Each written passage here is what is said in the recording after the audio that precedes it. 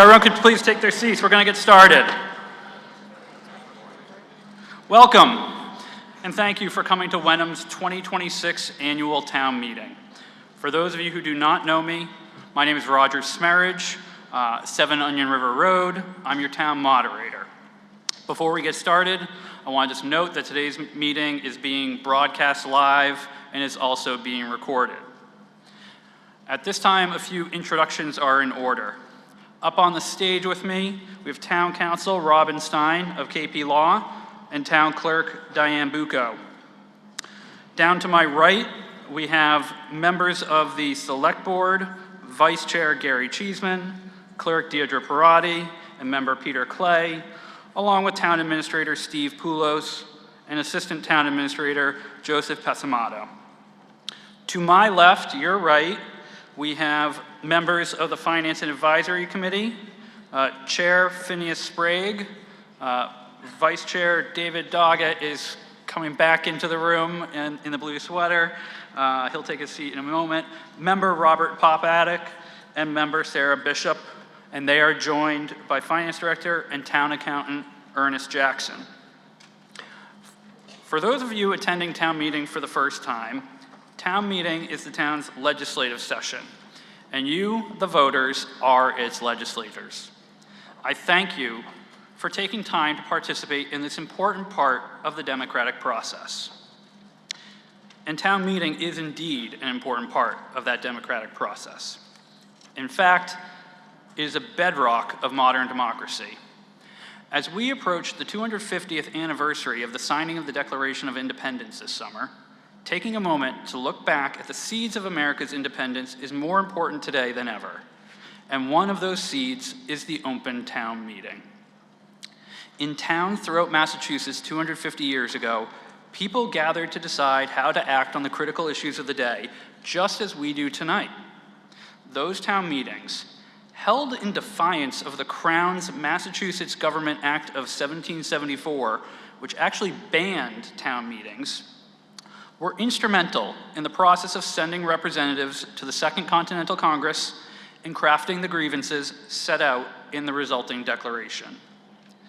Given this, I think it is particularly appropriate that we are meeting tonight, as my daughter Lily and her 4th grade class visited the historic sites at Lexington and Concord today on a field trip. Just as her and her classmates had the opportunity to learn today about how America gained its independence, we all have the opportunity tonight to decide critical issues for the town of Wenham through direct democracy. And keeping the democratic spirit in mind, I ask you to remember that participating in town meeting is an opportunity and not an obligation. Now, could I ask all residents that are able and willing to please rise for the Pledge of Allegiance, which will be led this year by members of the local scout troops, William Mitchell and Elliot Hockle.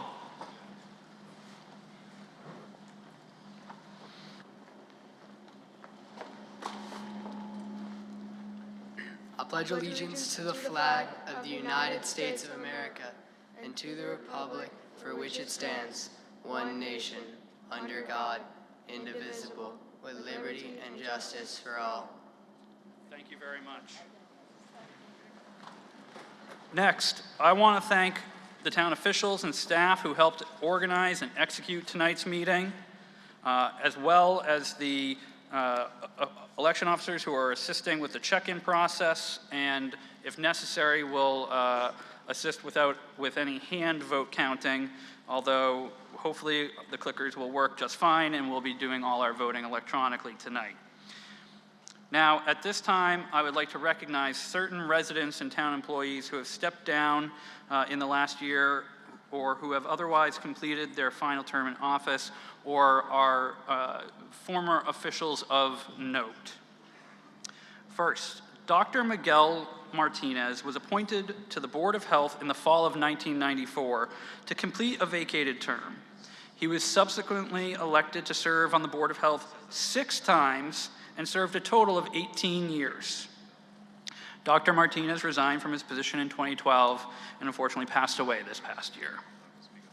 Next, John Darling served on the Finance and Advisory Committee from 1998 to 2004 and was also a member of the Audit Committee from 2003 to 2005. He served on the Town Hall and Police Station Building Committee from 2003 to 2015. In total, Mr. Darling dedicated 17 years of service to the town before passing away this past year as well. Next, Rick Woodland served on the Planning Board from 2022 to 2025, the Wenham Affordable Housing Trust from 2017 to 2019, and the Community Preservation Committee from 2023 to 2025. And lastly, Dan Ojikonovich served on the Finance and Advisory Committee from 2023 to 2025. We thank you all for your service to the town. And speaking of service to the town, please be sure to check out the town website for board and committee openings if you are interested in getting involved in the town government. As the chair of the appointing committee for the Finance and Advisory Committee, I can say that we are always looking for new prospects as we approach the annual appointing season later this spring. As is our tradition, we will now recognize the residents who have passed away during the last year, whose names are listed on the screen. Please join me in a moment of silence to show you our respect to these residents and their families.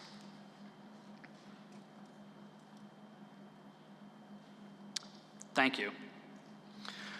I would like to acknowledge Representative Sally Cairns, who is with us tonight. Representative Cairns, along with her colleague Hannah Bowen and Senator Bruce Tarr, have been keeping the Select Board, Finance Committee, and School Committee up to date with information from Beacon Hill, and we thank them for their advocacy and support. Although typically only Wenham residents and voters are permitted to speak at town meeting, I would like to give the Senator and Representatives up to roughly 5 minutes. If they're here, we just have Representative Cairns, so if she would like up to 5 minutes, I will grant it at this time.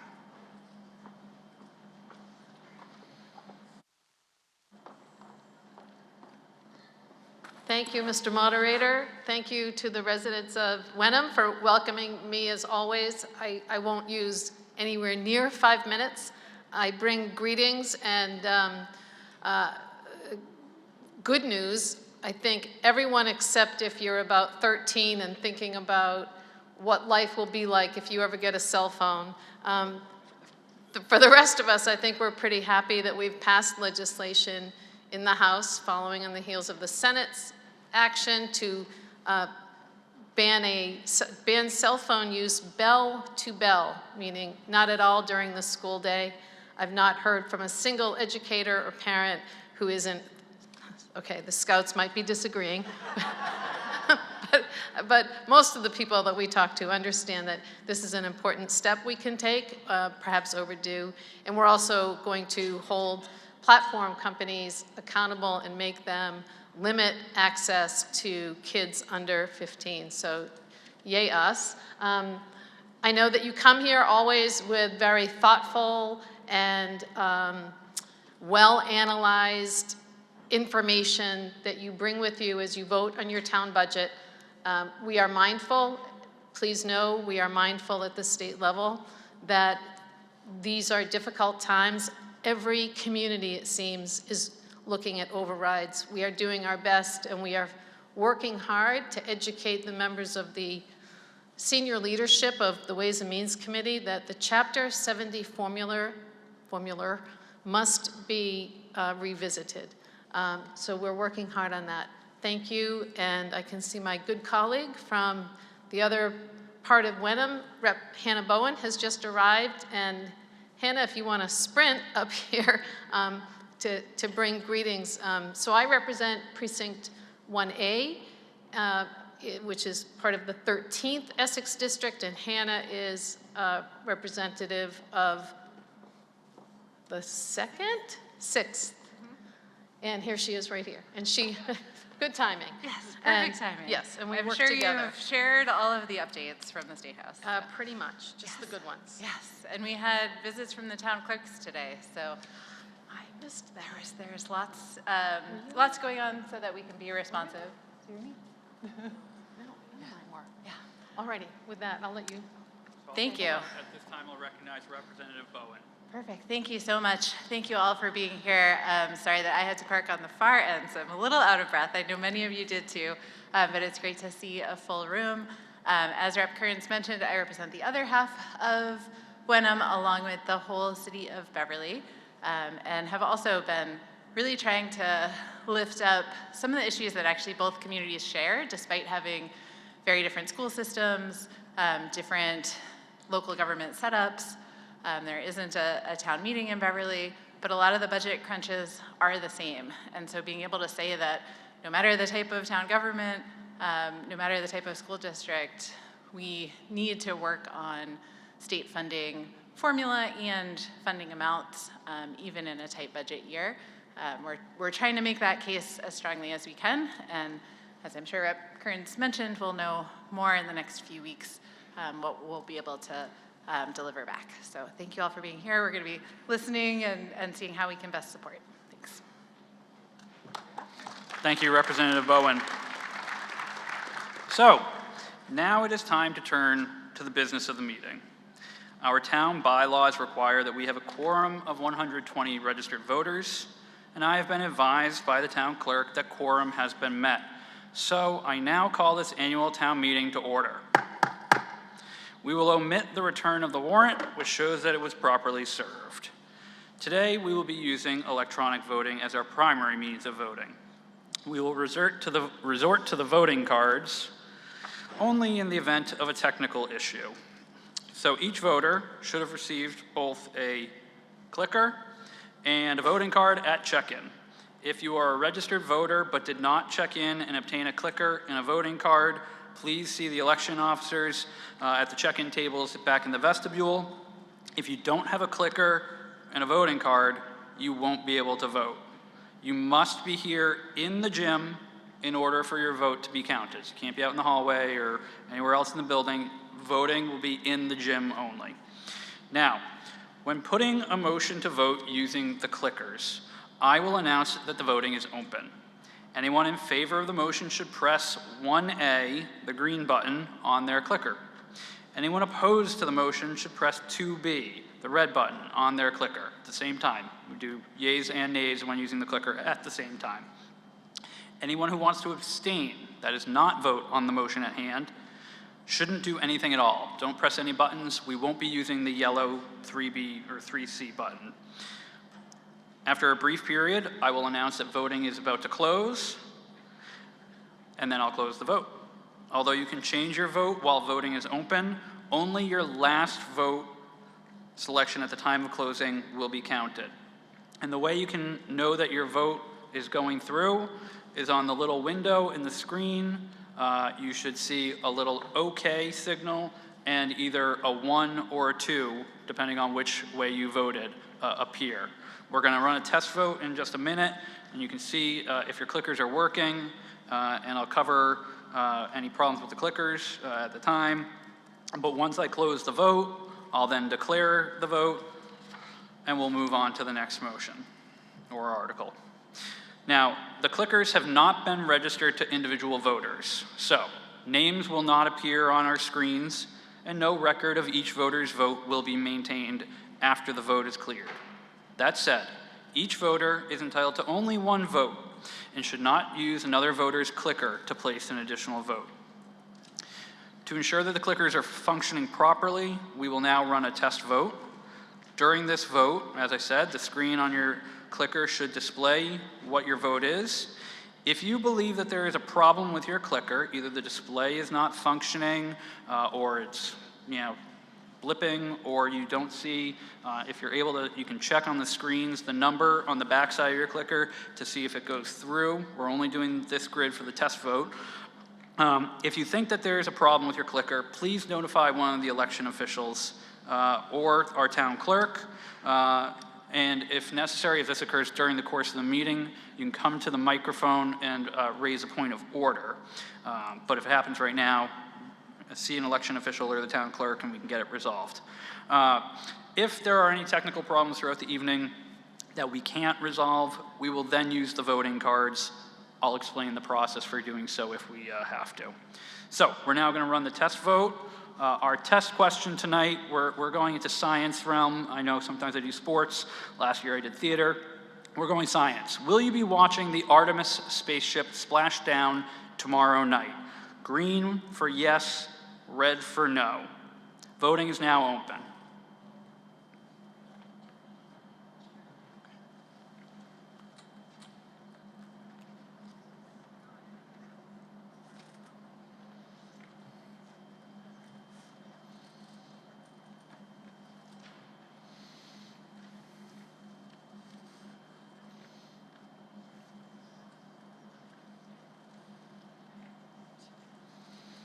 So votes are still coming in on the test. Right now we're at about 289 voters registered. As you can see, there's about 273 votes. We're pretty close to the number. I'm going to give it 10 more seconds.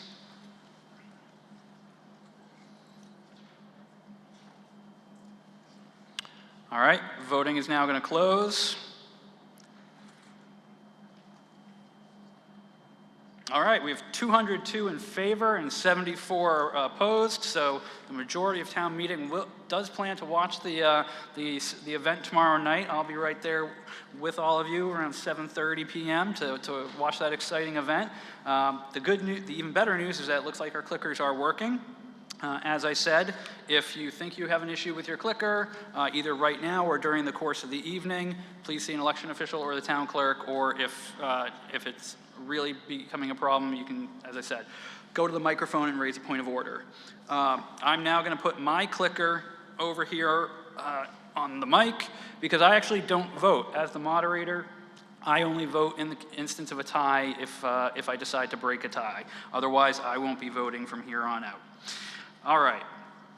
Now, as noted in the warrant, the conduct of our meeting is governed by the rules of town meeting time, a set of parliamentary procedures developed by the Massachusetts Moderators Association for New England town meetings. And in fact, this is the 4th edition, came out last year. It's even focused more just on Massachusetts than ever before. As set forth in town meeting time, my responsibilities as your town moderator include presiding over and regulating the proceedings tonight, deciding questions of order, declaring votes, and granting leave to address the meeting. To ensure that we have an orderly meeting and that people who want to speak are able to do so, permission of the moderator is required to address the meeting. If you wish to speak on a motion, please come to one of the microphones and wait to be recognized. And we have 3 microphones tonight. We have one here in the center aisle and one on each of the right and left of the floor seats. As well, this year we put out a couple of seats behind those right and left microphones in case there's a long queue and people need to sit. Those are what those seats are for. So come to one of those 3 microphones, wait your turn, and I will recognize you. And when you do ask to be recognized, please hold up either your clicker or your voter card so that the meeting knows that you are in fact a voter, and then state your name and address for the record. It's important for the town clerk to get that all down for the minutes. We will use the same rules at tonight's meeting that we use at every town meeting. There will be a 3-minute speaking maximum per voter per motion during the course of debate, and 3 minutes is not selected at random. To quote a long-serving moderator from the town of Andover, 3 minutes is enough for anyone. After 5, you put the meeting to sleep. After 7, the meeting's going to vote against you, even if they agree with you. So, after 3 minutes have passed, I will hold up my hand to let you know that your time is up. Please wrap up your remarks when you see me put my hand up. If you continue speaking other than to wrap up your remarks, my obligations to maintain a fair and efficient meeting require that I ask you to sit down and move on to the next speaker. A voter wishing to speak more than once on a motion can request that I put a motion to the meeting to allow that, but I will not recognize a request to speak a 3rd time on a given motion. Please remember, we are in a legislative session tonight for the town of Wenham. We are here with our friends and neighbors. We are a community, and I ask everyone keep that concept in mind while discussing the issues at hand. While spirited debate is always welcome, being cordial and respectful is a priority for the efficiency of the meeting. Every voter who rises to debate a motion has an equal right to be heard. We want people to feel comfortable participating in the meeting, sharing their opinions, and asking questions. As such, at this meeting, like all town meetings, we expect people to refrain from making remarks of a personal nature, whether directed at an elected or appointed official, town or school staff, or any of your fellow registered voters. Again, to ensure that the meeting is run efficiently, any comments or questions must be directed to me, the moderator, rather than the boards, committee members, other registered voters, or prior speakers. Town meeting is not a forum for cross-examination of presenters or other speakers. If necessary, should a question arise, and if I deem it appropriate, I may ask a specific town official to address the question as best can be done. Applauding, cheering, or for that matter, booing a speaker's remarks disrupts and delays the meeting. Disorderly conduct is grounds for removal from the meeting after a warning, but I trust that won't be necessary tonight. Now, while we have a number of non-residents in attendance, we generally only allow registered Wenham voters to speak on the articles in the warrant. However, I will assume that, as with every meeting, the meeting tonight is comfortable allowing the town administrator, the assistant town administrator, the finance director, department heads, superintendent of schools or members of his team, and town council to speak when they have relevant information and after being recognized by the moderator. If any other non-resident wishes to speak on a particular matter, they may request to do so through the moderator, and if I deem the request appropriate and potentially informative, I will then put a motion to town meeting as to a vote on whether to allow that request. Additional grounds for the rules of town meeting are set out in the note from the moderator contained in the warrant. And hearing no objections to these rules, I declare that the rules of the meeting, including those concerning voting and non-resident speaking, have been approved by unanimous consent. With those last few preliminary matters taken care of, let's turn to the warrant and begin. The warrant before us tonight presents 23 articles. As the text of each article already appears in the warrant and will appear on screen, we will waive the reading of the articles by unanimous consent and move on. Hearing no objections, I declare the reading of the articles waived. And here I'll pause to note that there are several article-related handouts on the table in the back of the gym. Definitely grab those if you haven't. A couple of them include text that we're going to be talking about as we go through the night. So those handouts are available in the back in front of the camera. Now, each article advises the meeting of the topic to be addressed thereunder. Articles, however, merely stake out the limits of the area within which the meeting may act. Someone needs to make a motion for such action to occur. So, for each article, I will see if the board, committee, or individual advancing the article wishes to make a motion. If a motion is made and receives a second, we will then take up any questions, comments, or proposed amendments to the motion and ultimately vote on it. If no motion is made or no second is received, we move on to the next article. To ensure that the record is clear on what town meeting is voting upon, and to ensure that the town clerk can prepare complete minutes of the meeting, I ask that any substantive amendments to a motion be made in writing and presented to the town moderator and town clerk. I will also direct that a motion be made in writing if, in my sole discretion, the motion is complicated or lengthy. If necessary, we have a form available right at the front of the stage, should any voter wish to make a motion that they have not prepared in advance. With that, let's turn to the articles. Article 1, Annual Operating Budget Appropriation, Town and Schools. The annual operating budget for the town for fiscal year 2027, beginning July 1, 2026 and ending June 30, 2027, is set forth in Article 1. All routine expenditures required to provide town services, including costs for the town's share of the regional school district budget and shared service agreements, are organized by categories. The Finance Advisory Committee, working with the town administrator, select board, and department heads compiles the annual budget and will present a motion to authorize expenditures to operate the town and provide funding therefor. I will now recognize Finance and Advisory Chair Phineas Sprague to present a brief overview of the budget and the town's financial condition.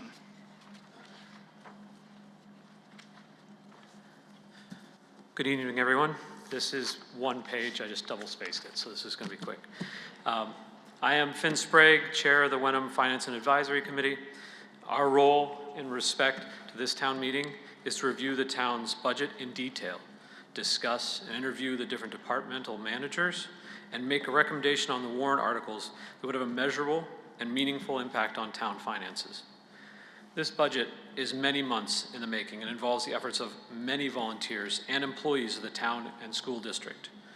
The FinCom, the Select Board, and I would like to take this time to thank all of these folks for their help throughout this process. The proposed budget is presented to you, the citizens of Wenham, to determine the services you want the town and the school to provide in the next year. Town meeting here in Massachusetts is a unique privilege. You are the legislative branch. You are deciding how much property tax you want to pay. For the past 6 years, Wenham has been able to remain below the Proposition 2.5 limit, which is to say that property tax rate increases related to the operating budget were below 2.5%. This year, while there are modest increases in town spending, the impact of a higher percentage of students coming from Wenham and cost increases at the school district has meant that in order to keep level services in Wenham, the property tax increase would need to exceed 2.5%. There are two articles about the operating budget here. Article number 1 funds the town and the school up to that Proposition 2.5 limit. Article 2 results in level services, but means a property tax increase past that 2.5 limit by just under $439,000.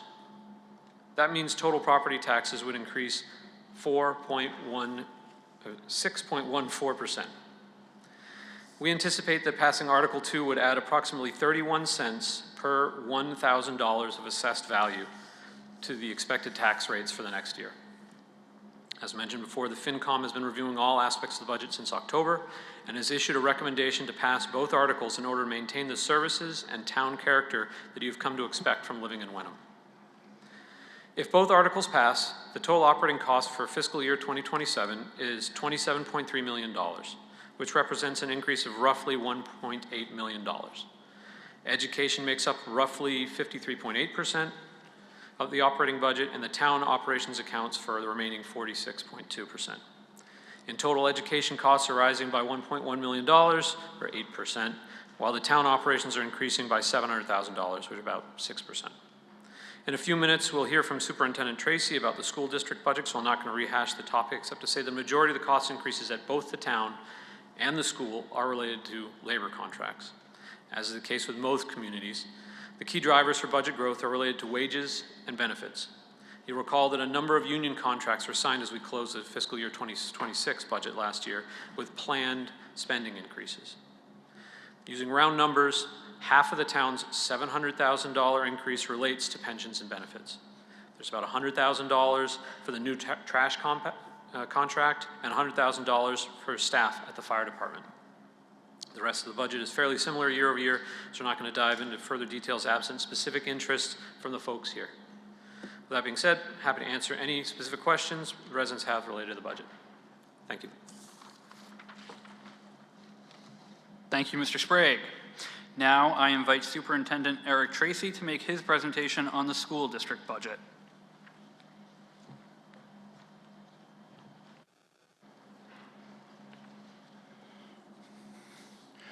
Thank you, Mr. Moderator, for the opportunity to address the citizens of Wenham.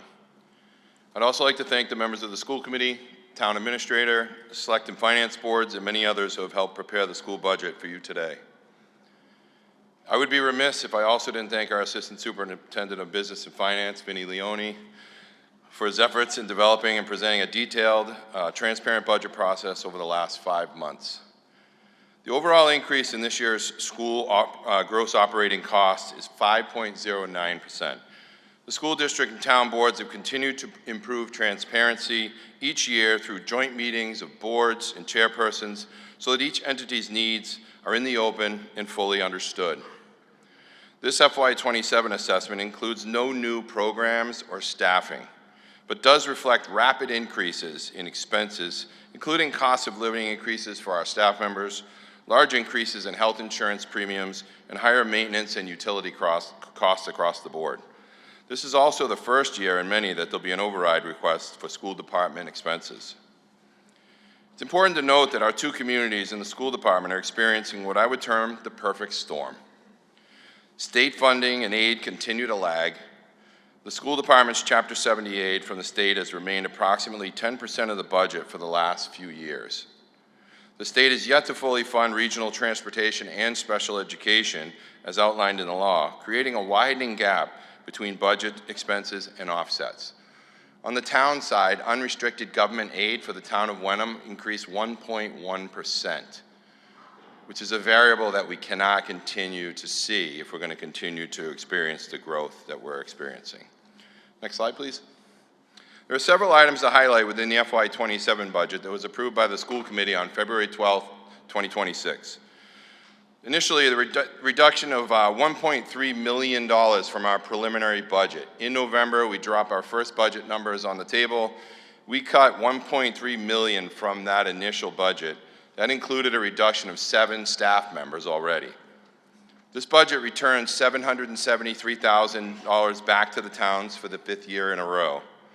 This year, we also experienced more than $1.36 million increase in the cost of living and salary scale increases for our staff and faculty. The budget continues funding the other post-employment benefits account for retiree benefits at the amount of $350,000, a number that was set many years ago to try to make up the difference. Health insurance premiums are up 10.5%, which is an increase of almost $500,000, $446,000. Utilities continue their upward trend, increasing by about $50,000. An increase in the athletic user fee for families. As we trimmed the budget, we trimmed the district offset to these fees, creating an unfortunate increase to our families. This budget also incorporates an assessment shift that you heard about earlier of $170,000 towards Wenham, which just means there are more kids coming from Wenham to the school district than Hamilton compared to the previous year. And then also an increase in Wenham debt service of $49,284, and much of that is related to the Fields project. Next slide, please. This slide provides a picture of the actual assessment to the towns. This year, Wenham's share of the assessment is $14,351,215, which is an 8.14% increase year over year. The vote for Article 1 this year is to support the budgets under the levy. For the school department, that number is $13,912,626.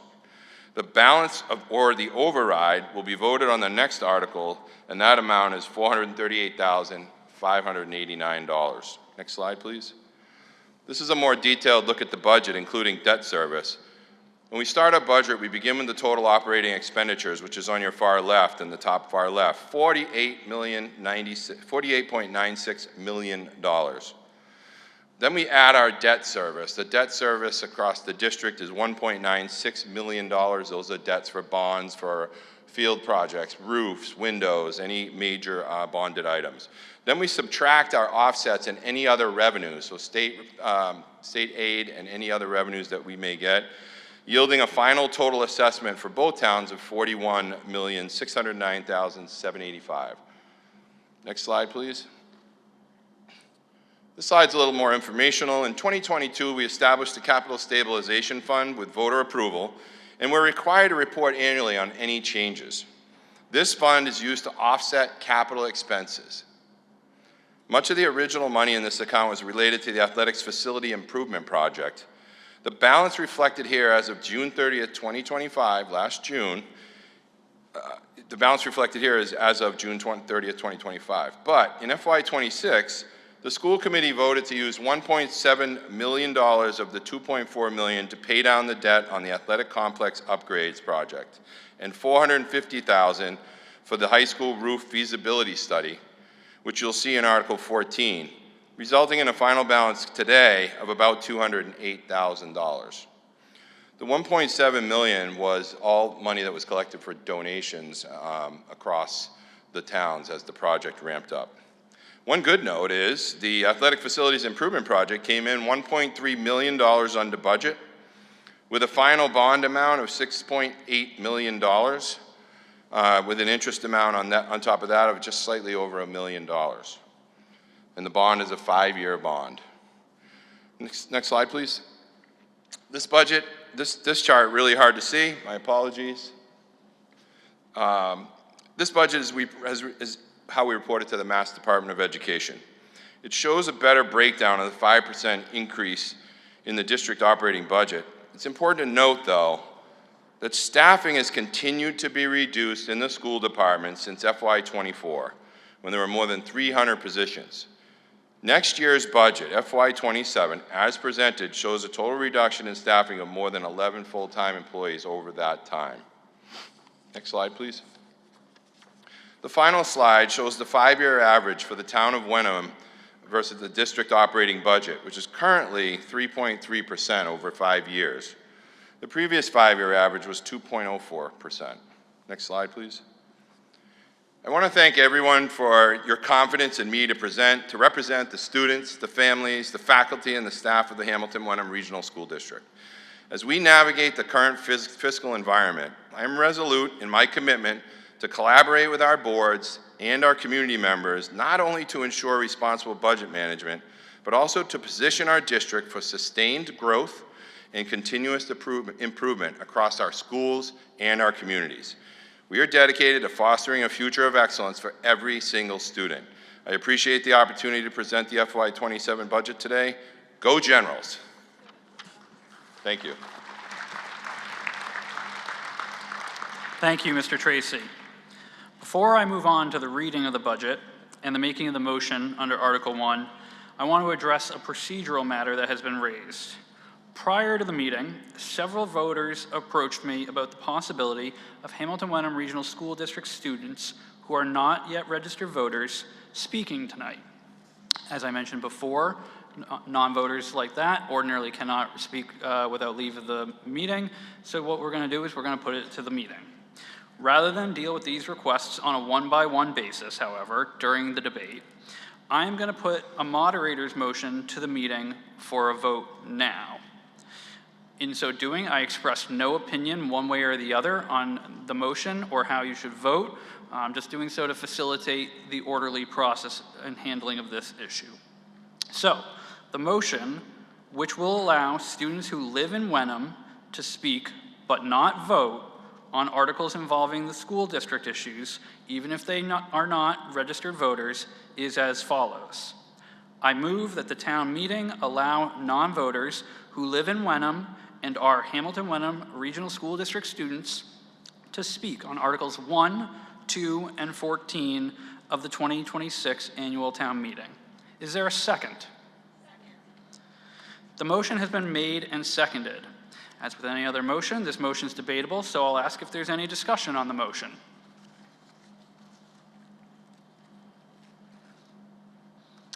And seeing no one approach the microphones, we'll go right to the vote. So we will now vote on that procedural motion. A yes vote means that Hamilton-Wenham Regional School District students will be allowed to speak but not vote on Articles 1, 2, and 14, even if they are not yet registered voters. A no vote means making no change from the usual rule regarding who can speak.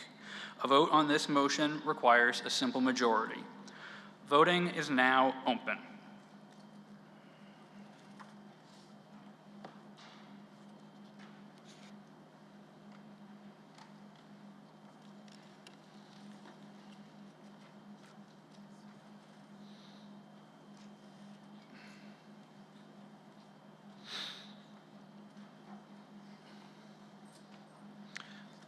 So although you won't see this screen until after the vote later during the main motions, this is what I see while the vote is coming in. So you can kind of see I'm waiting to see that total number. I don't see the yeses and nos. The total number looks like it's pretty fixed, so I'm going to give it 10 more seconds.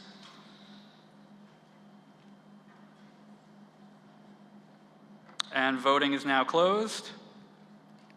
The motion passes 246 yeas, 81 nays. Those students will be allowed to speak on Articles 1, 2, and 14. All right, and that was another test of the clickers, so thank you. All right, in a moment, I will entertain the main motion under Article 1. Mr. Sprague will then read the budget totals per department as usual. If you have a question, comment, or proposed amendment on a particular budget line item, just say hold following reference to that line item. You can do that from your seats. You don't have to come to the microphones yet. We're in a big room, so shout it out as loud as you can. After all categories have been read, we will go back through the budget to each of the held items. At that point, one by one, I will recognize anyone that has a question, a comment, or a proposed amendment. Amendments to the main motion might include a change in the dollar amount proposed for an expenditure. Although amendments are typically voted in the order they are proposed, it is the moderator's impression that amendments of the dollar amount only are best dealt with all at once, starting with the highest amount. So if we get a motion to amend or multiple motions to amend just the dollar amount of a particular line item, we'll vote on all of those potential dollar amounts at the end of the debate on that held item, with approval of the highest dollar amount also constituting a rejection of all lower amounts. So once all such held matters have been disposed of and any action on amendments has been taken, town meeting will then vote on the main motion with any amendments if applicable. So I now recognize Chair Finn Sprague of the FinCom to make the main motion under Article 1. I move to appropriate the total amount of $27,249,170 for the 12-month period beginning July 1st, 2026 and ending June 30th, 2027, including expenses for the town and regional school districts, all as set forth in the proposed FY 2027 column of the document entitled FY 2027 Budget, and as funding therefore to raise and appropriate the sum of $27,054,170 to transfer from free cash from the sum of $195,000. Is there a second? The motion has been made and seconded. Mr. Sprague, please read through the budget as I drop my mitts.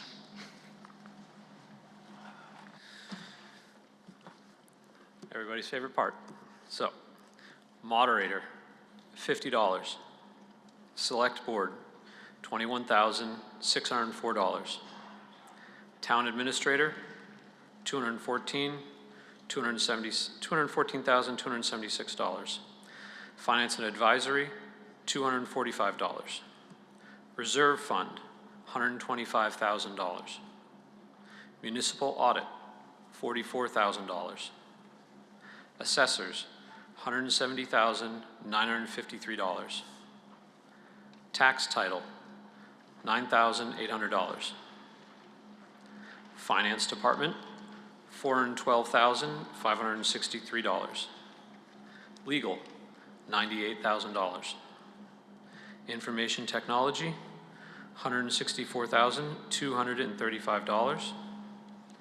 Town hall, $361,286. Town clerk, $146,067. Land use department, $164,351. Buildings and grounds, $209,947. Town report, $6,370. Iron rail, $47,236. That brings total of general government to $2,195,983.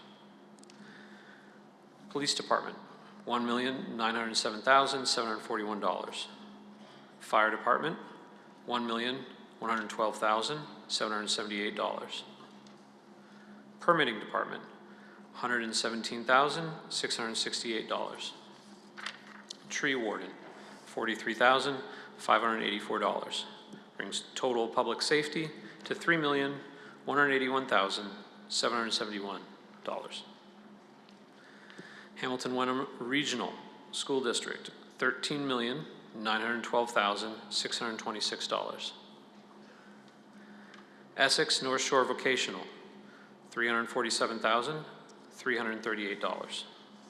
Total education is $14,259,964.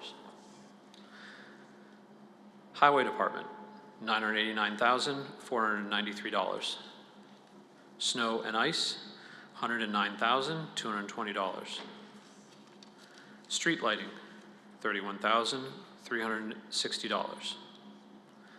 Refuse collection, $642,187. Put that a hold on refuse collection?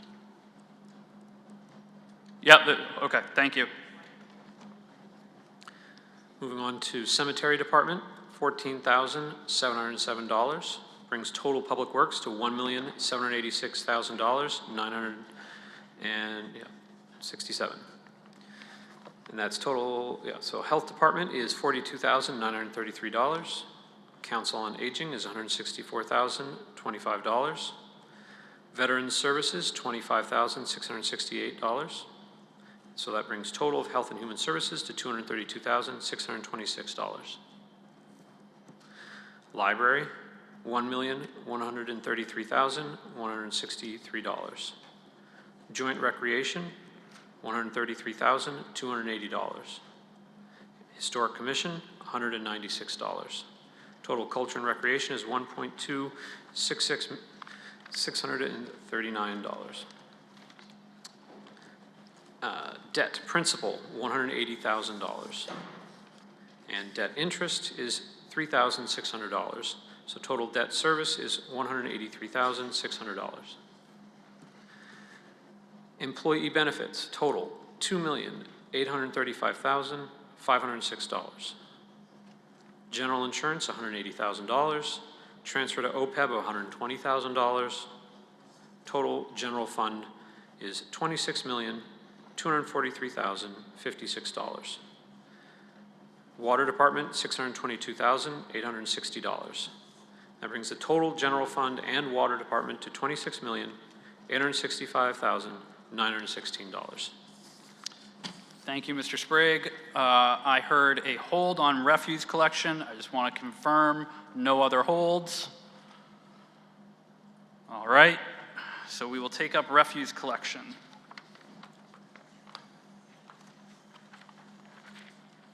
Larry Swartz, Friend Court.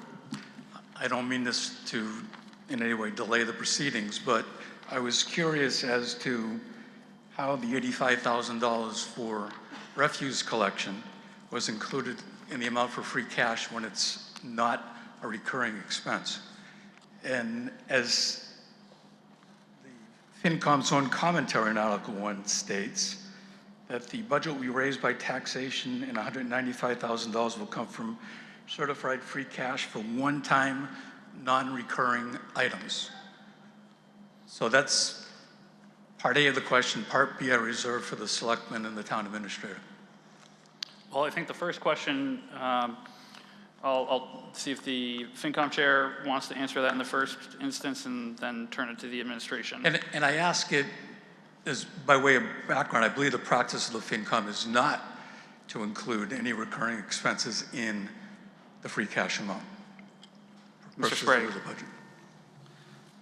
Sure. Thank you very much for the question. So last year, when we were putting together the budget, we had put aside money into the free cash, knowing that the trash contract was going to be coming up, and we were concerned that it was going to be many hundreds of thousands of dollars. That was the indication we were getting. So we'd put some money aside into free cash. It turned out that the contract is not quite as onerous as we were originally thinking about, but we had told the town that we were putting aside money last year to kind of offset some of the increased costs we were expecting, so we were following through with that, that commitment from last year. Was it a specific amount? I don't remember the specific amount. Okay, all right. The concern is the precedent, you know, in terms of down the road, looking to use free cash for recurring expenses, which is problematic. So part B of the question is, how does the select board and the town administrator look to, in effect, deal with the hole that's now been created in the budget. Because as we all know, when you take money from free cash, it's not there next year. So there's now an $85,000 hole.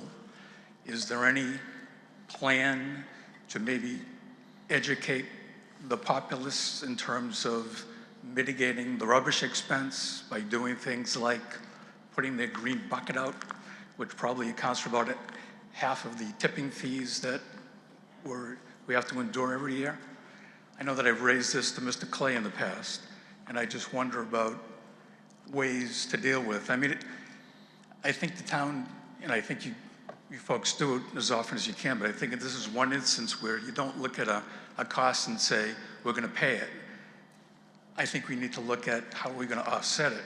And one way we can do that is the way we used to have a much bigger percentage of people that would put their buckets out and basically take away half of the tipping fee that we pay every year.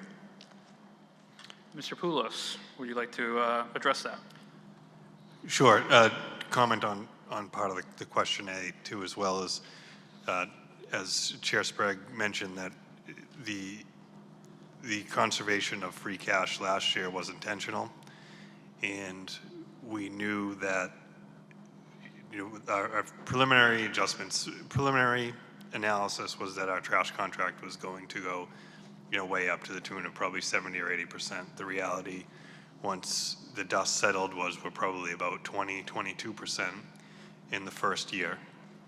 So the plan with the free cash and the way it's labeled like that is we have, we modeled out what we can't absorb the full 20% in 1 year, but we can absorb a few percent of that in each year. So what free cash is doing is it will gradually step us into the full 20% over a 3 to 5 year period in decreasing amounts. So you'll see a similar strategy employed next year for less than $85,000, and will work its way to zero as the town's budget and revenue increases absorb the full 20 over a number of years. So we don't anticipate this creating a hole in the budget, as you suggested. And the other 100 and, sorry, go ahead. I was going to say, with a $1.7 million free cash amount, there's a lot of money to play with for a lot of different things, but go ahead. I'm sorry. No, I was just going to comment on the other part is a 111F, injured in duty, which we believe will be. I'm not questioning that. Mr. Schwartz, just let Mr. Poulos answer the question, and you still have about a minute left. I'll come back to you, but we're not talking over each other. That's all. Mr. Schwartz, do you have anything else? I believe that the important part of the question was an answer to, are there any plans to mitigate the cost of refuse collection? Yeah, I mean, we went out, so I mean, basically there are 3 players that could continue delivering the service that Wenham residents are used to. And we have talked with all of them and got preliminary figures. And right now we are in the most competitive contract that we could bring forth to the residents without removal of any services. Should we get to the point where these costs continue to escalate and we're unable to fit this, within the Proposition 2.5 budget, and the residents do not want to support any sort of operational override, then we'll have to look to probably removing some services or otherwise to mitigate those costs.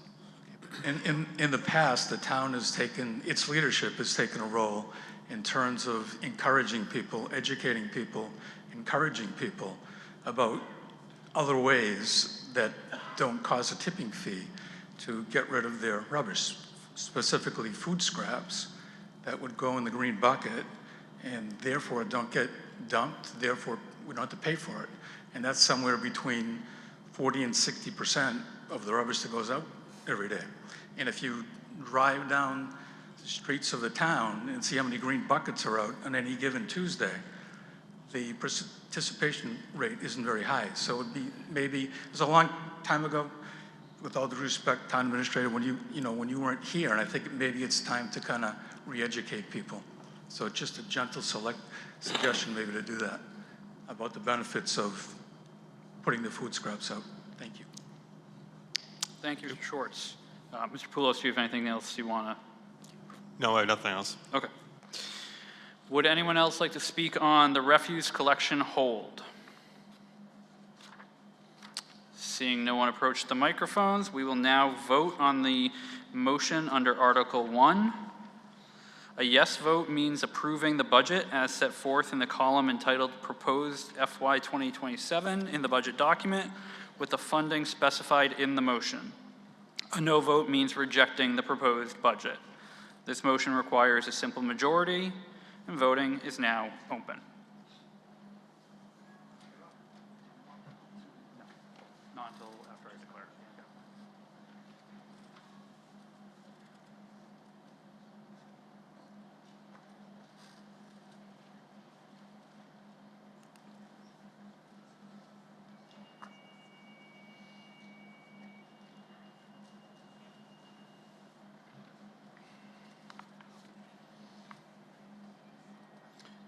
Gonna give it 10 more seconds.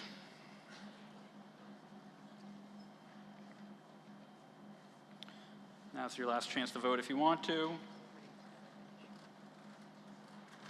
Voting is now closed. The motion carries 282 yeas, 45 nays. All right. On to Article 2. And again, if you're having any issues with your clicker, think you are, as a couple people are, you can come up to the town clerk. She's got a couple of spares here, and hopefully that'll resolve that issue. Article 2, operational override for the Hamilton-Wenham Regional School District. I recognize David Doggett of the FinCom to make the main motion under Article 2. I move to approve Article 2 as printed in the warrant and funding therefore to raise such sum by taxation. Is there a second? Motion has been made and seconded. Before I open the floor for discussion, I understand that the Select Board has an update on its recommendation. Whom from the Select Board will be updating the recommendation?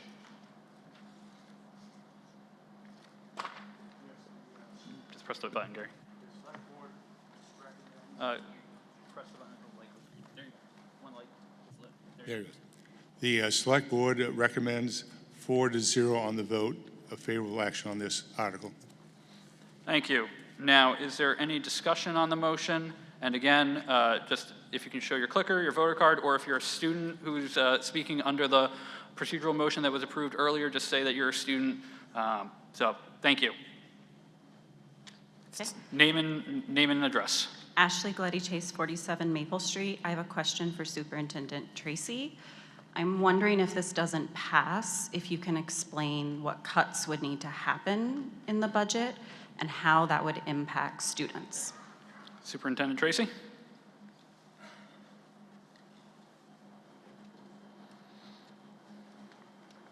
Thank you, Mr. Moderator. As you know, we're voting in two towns on the override. The override itself is more than the $438,000. It's another $1,079,000 in Hamilton. So keep that in mind as I kind of list some of these things off. We're looking at approximately 26 staff positions across the district. This is in every area, from administrators to support people to teachers. It's across the board just to try to thin out the losses that we would take. This is in addition to the 7 that we've already cut in the original part of the budget. There'd be another reduction of 5% in the district share of the athletics fees. We would cut the last late bus that we have right now for the high school, middle school. There would be no late buses.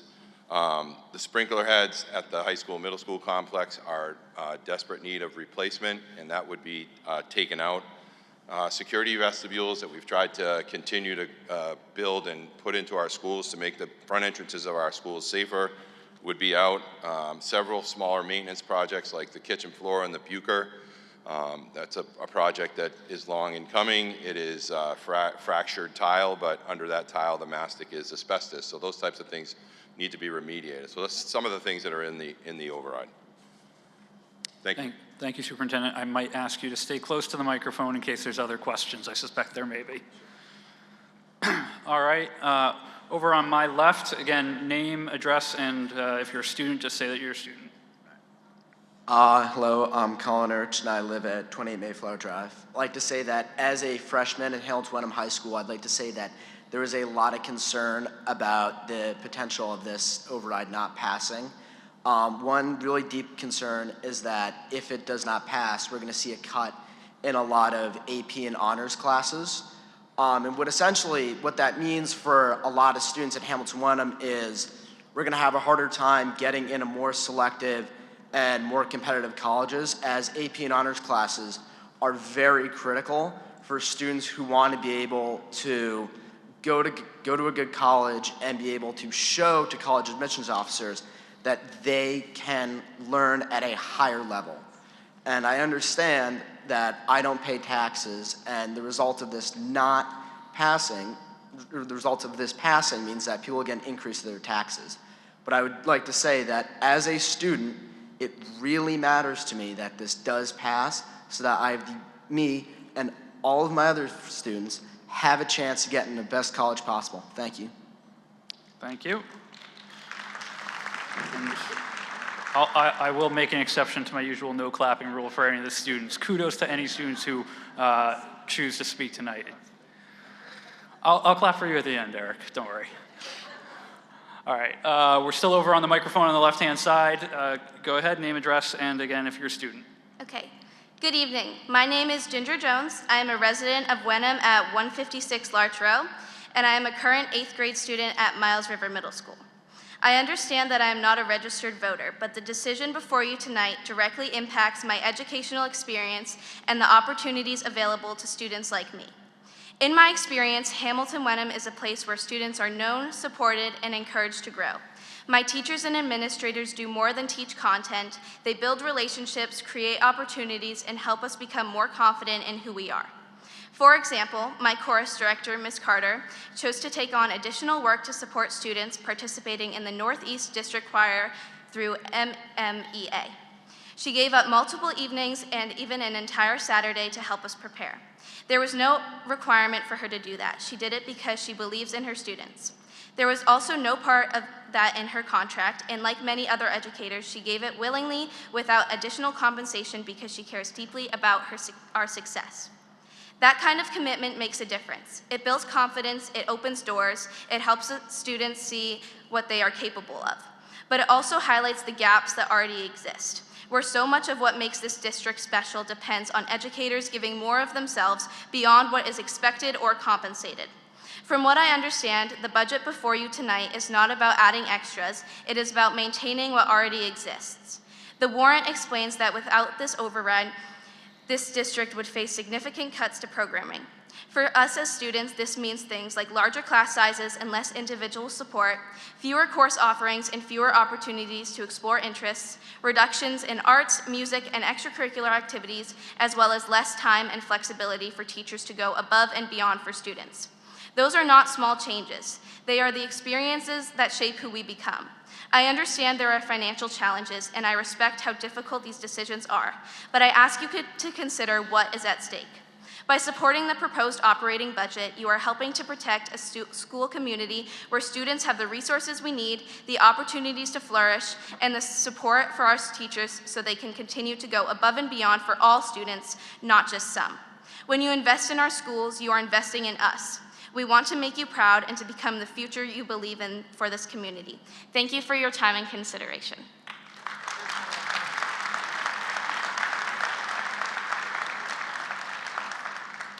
All right. No one's at my right, no one's in the center, no one else approaching the left. I think we are ready to vote. So we will now vote on the motion under Article 2. A yes vote means that the town will appropriate the additional sum of $438,589 raised by taxation for the fiscal year 2027 operating budget of the regional school district, provided that that vote is contingent upon passage of the override ballot question. A no vote means the town will not make the additional appropriation. A vote on this motion requires a simple majority, and voting is now open.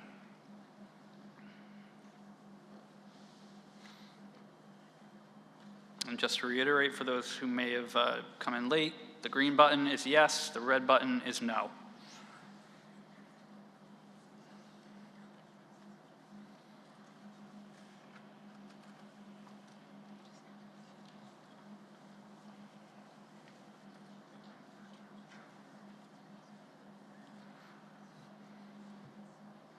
through?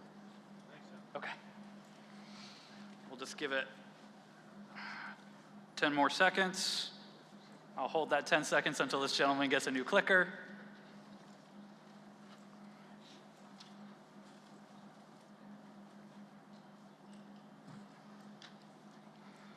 All right, we'll go 10 seconds starting now. Again, last chance to vote. Green for yes, red for no.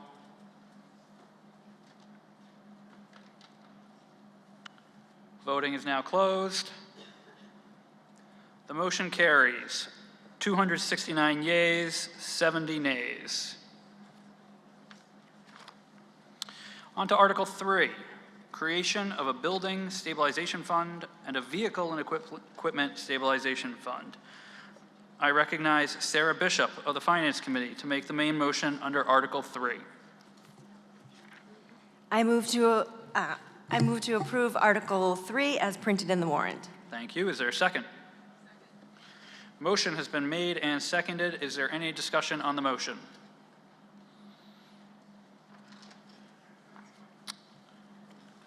Seeing no one approach the microphones, we will now vote on the motion under Article 3.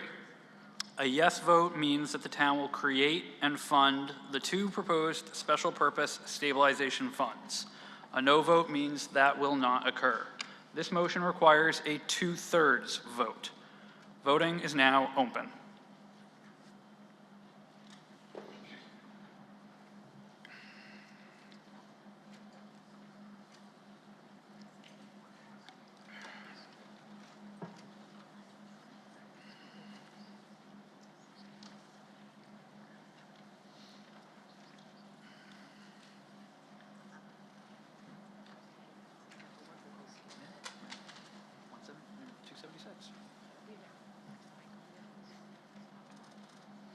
I actually did Westford all on the computer this year. I did a Word document.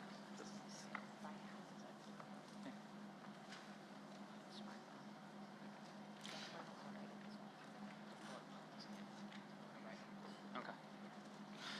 Give it 10 more seconds. Last chance to vote on Article 3's motion.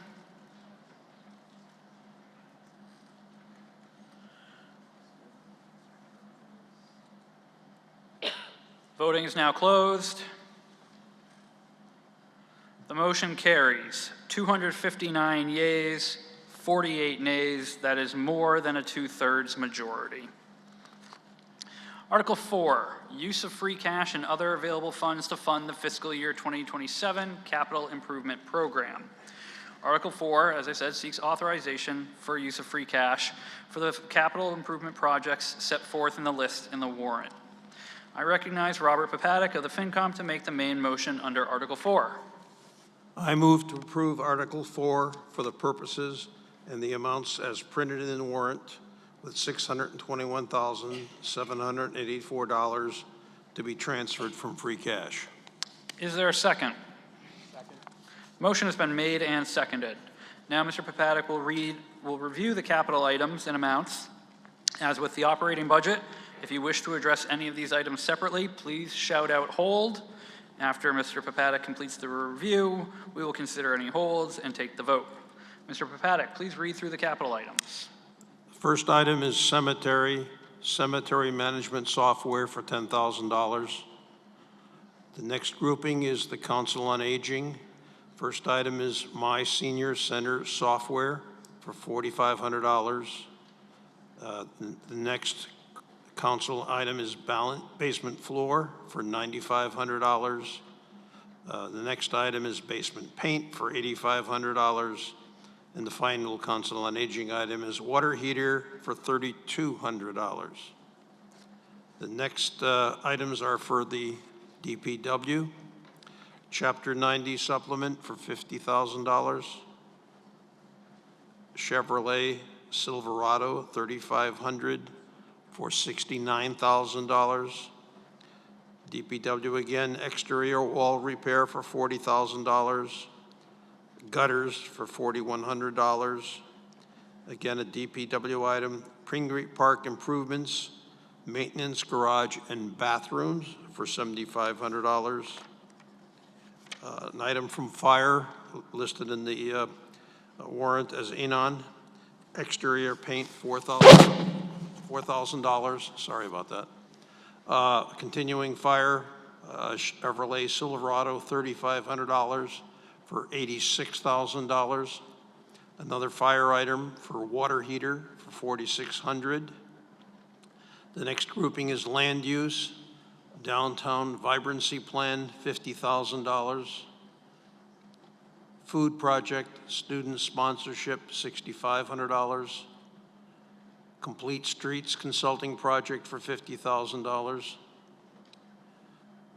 Next item is for the library, the repaved library parking lot.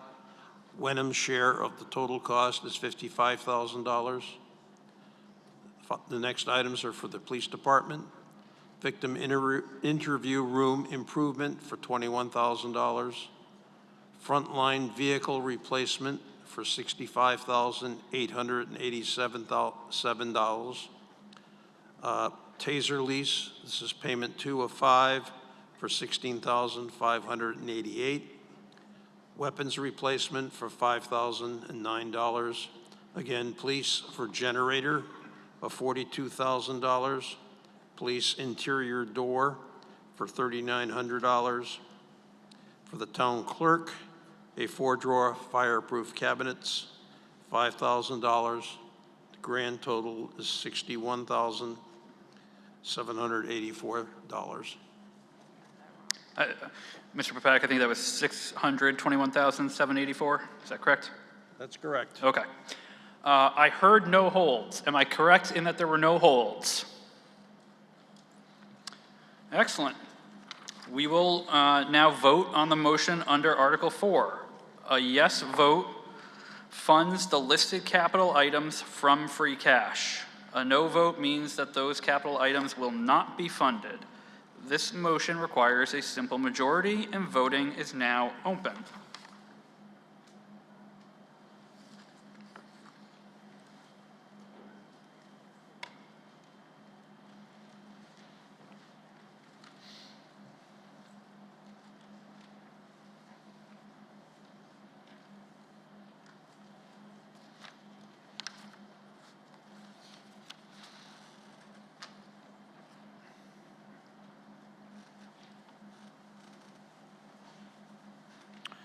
Going to give it 10 more seconds, last chance to vote.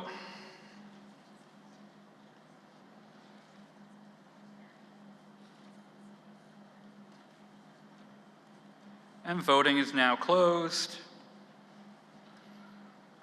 The motion carries 258 yeas, 50 nays.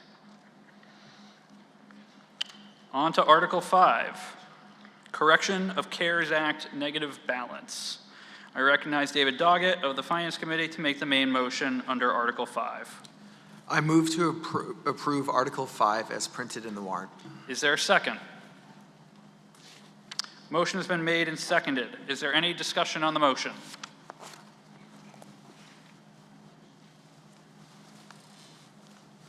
Seeing no one approach the microphones, we will now vote on the motion under Article 5.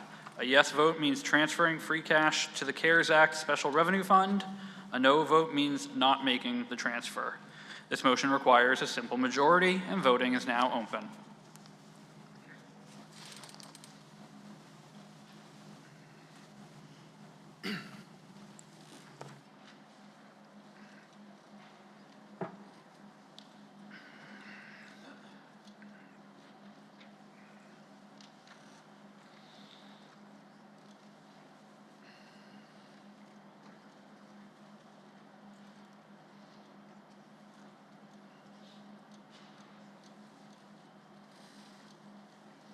We'll give it 10 more seconds, last chance to vote.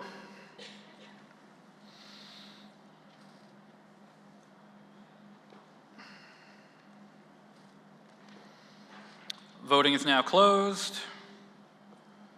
The motion carries 258 yeas, 35 nays. Article 6, Cooperative Housing Exemption Local Option. I recognize Phineas Sprague of the Finance Committee to make the main motion under Article 6. I move to accept Clause 55 of Section 5 of General Laws, Chapter 59, providing a real estate property exemption for persons who have a proprietary lease for a portion of property owned by a cooperative corporation and used as their domicile, subject to certain conditions. Is there a second? Second. Motion has been made and seconded. Is there any discussion?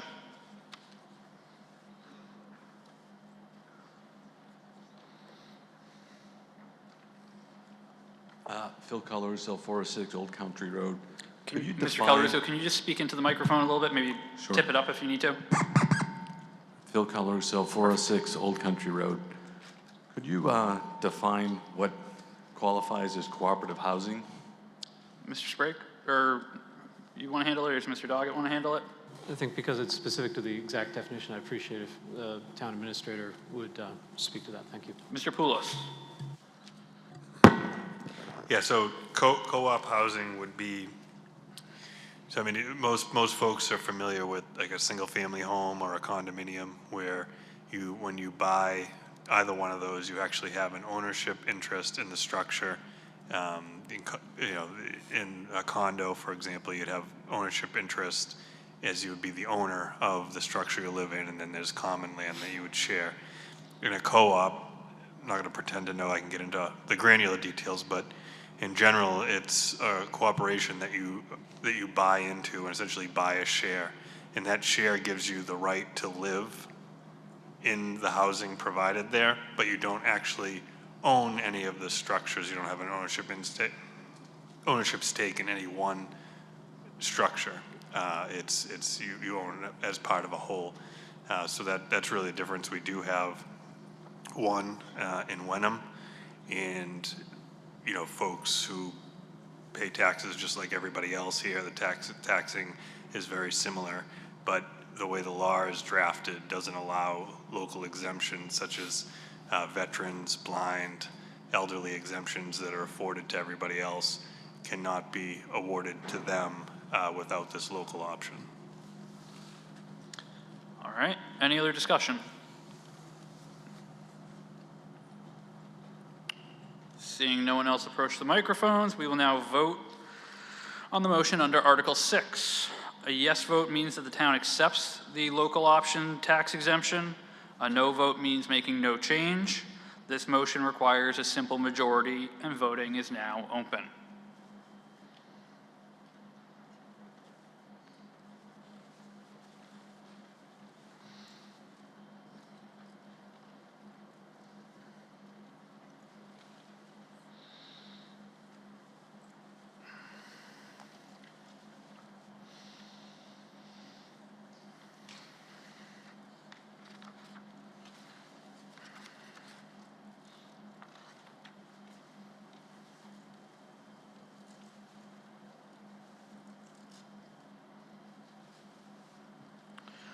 We'll give it about 10 more seconds on the vote.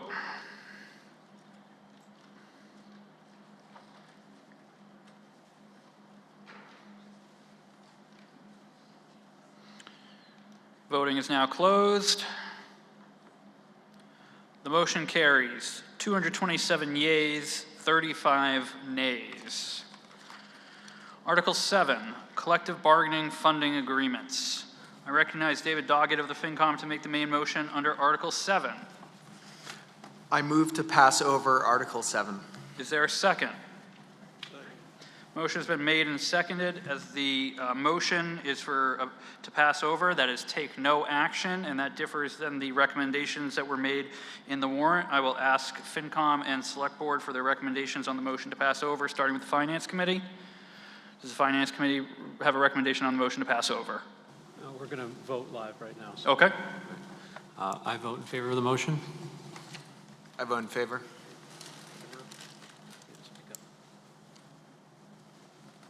I vote in favor. So that's 4-0, unanimous in favor. All right, the Finance Committee is unanimous in favor of passing over Article 7. Select Board.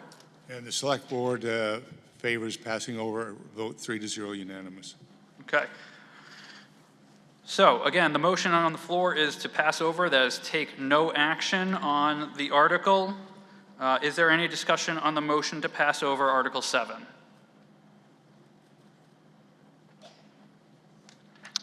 Seeing no one approach the microphones, we will now vote on the motion to pass over Article 7. A yes vote, again, means taking no action and moving on to the next article. A no vote means this article remains open for further potential action. The motion to pass over requires a simple majority. Voting is now open.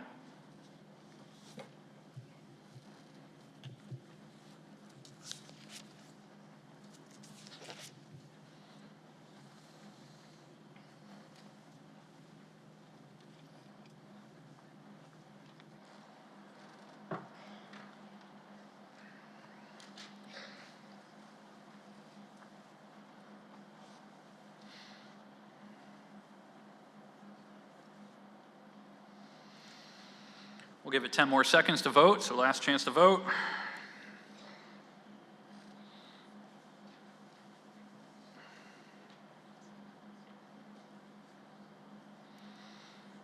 Voting is now closed. The motion to pass over Article 7 carries, 227 yeas, 27 nays.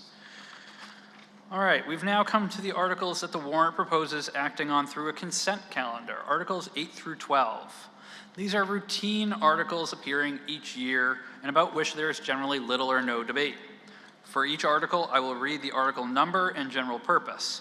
If you want to consider that article separately for any reason, please say hold after I read the article, just as with the operating budget and the capital budget.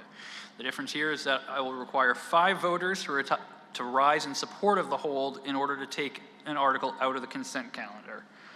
We will then vote on any articles remaining in the consent calendar as a batch and turn back to any held articles for separate consideration and voting. The 5 articles proposed as a consent calendar are Article 8, payment of prior year bills. Article 9, cemetery and other trust funds. Article 10, transfer from water operating budget to water capital reserve fund. Article 11, water department capital expenditure. Article 12, roadwork chapter 90 funding. With no articles held, I recognize Sarah Bishop of the Finance Committee to make the main motion under the consent calendar. I move to approve Articles 8, 9, 10, 11, and 12 as printed in the warrant, with Article 11 to be funded from the Water Capital Reserve account. Is there a second? The motion has been made and seconded. We will now vote on the motion to approve the consent calendar as a whole. A yes vote means approving all action on these articles. A no vote means that the articles will not be approved. This consent motion requires a simple majority. Voting is now open.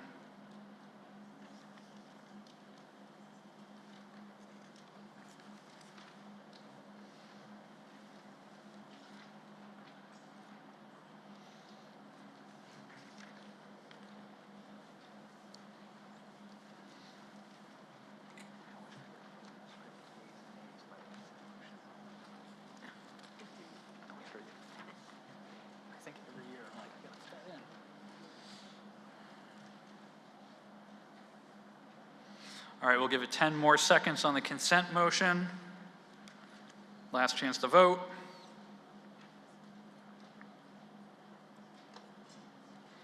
Voting is now closed. The consent motion carries 264 yeas, 8 nays. Move on to Article 13. Article 13 is the CPA reservations and appropriations. So, Article 13 proposes appropriation of the Community Preservation Act budget for the upcoming fiscal year, including reservations for each of the 3 purposes of the Act: open space, which includes recreation, historic resources, and community housing, as well as for the debt service and administrative expenses of the Community Preservation Committee. This year, the committee has also recommended appropriations from the Community Preservation Fund for projects as set forth in the warrant book. By way of background, the town adopted the Community Preservation Act back in 2005. The town assesses a 3% surcharge on the tax levy on real property for community preservation purposes and then receives state matching funds. Each year, the Community Preservation Committee evaluates the town's community preservation needs. A recommendation of the committee is required for appropriation of CPA funds. I will ask Bonnie Anderson, the Vice Chair of the CPC, to present this year's CPC report.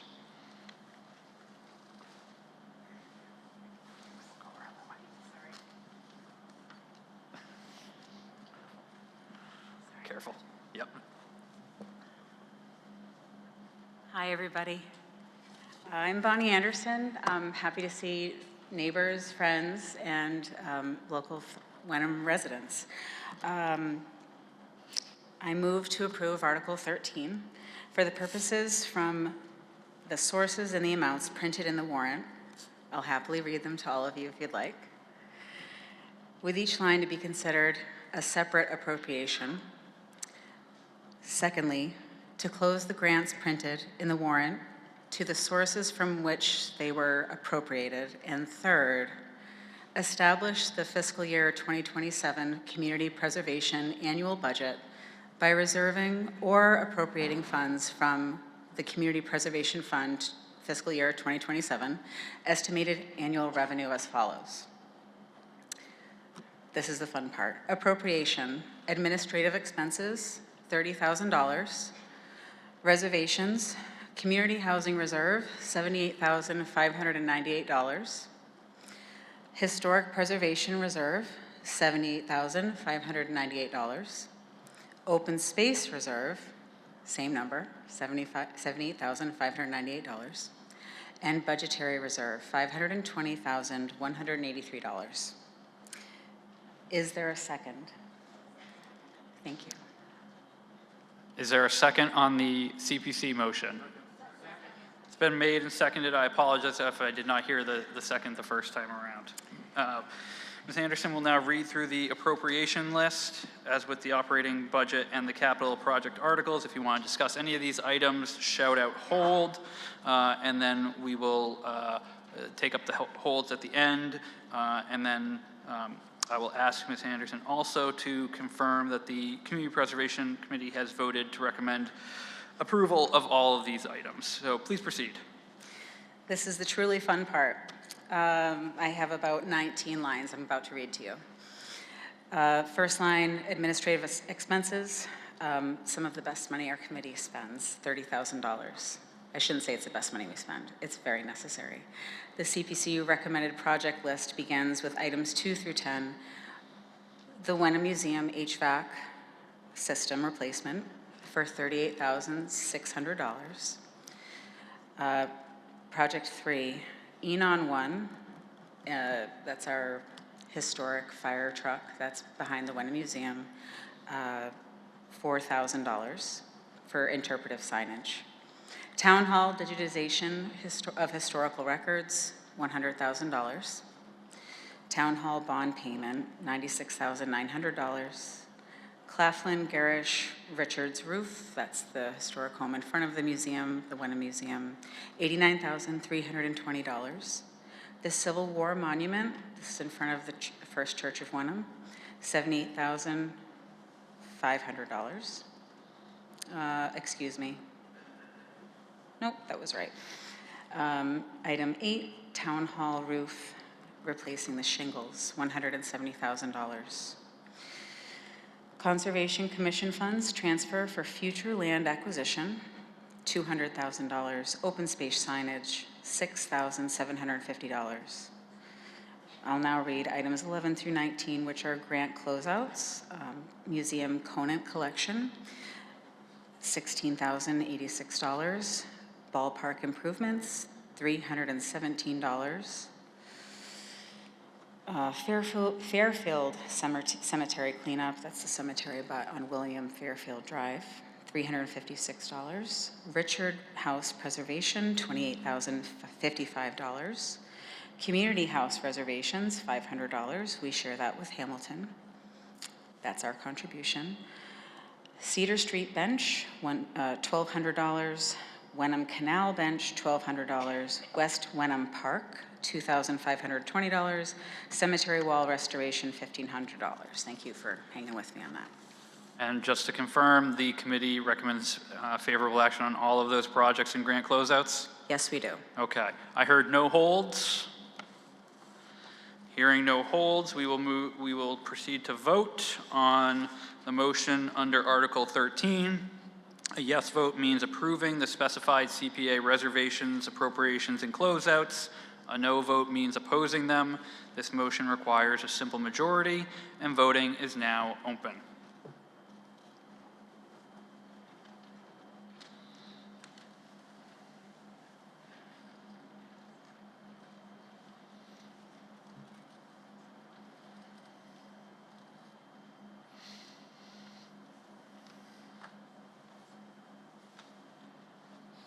Give it 10 more seconds, last chance to vote.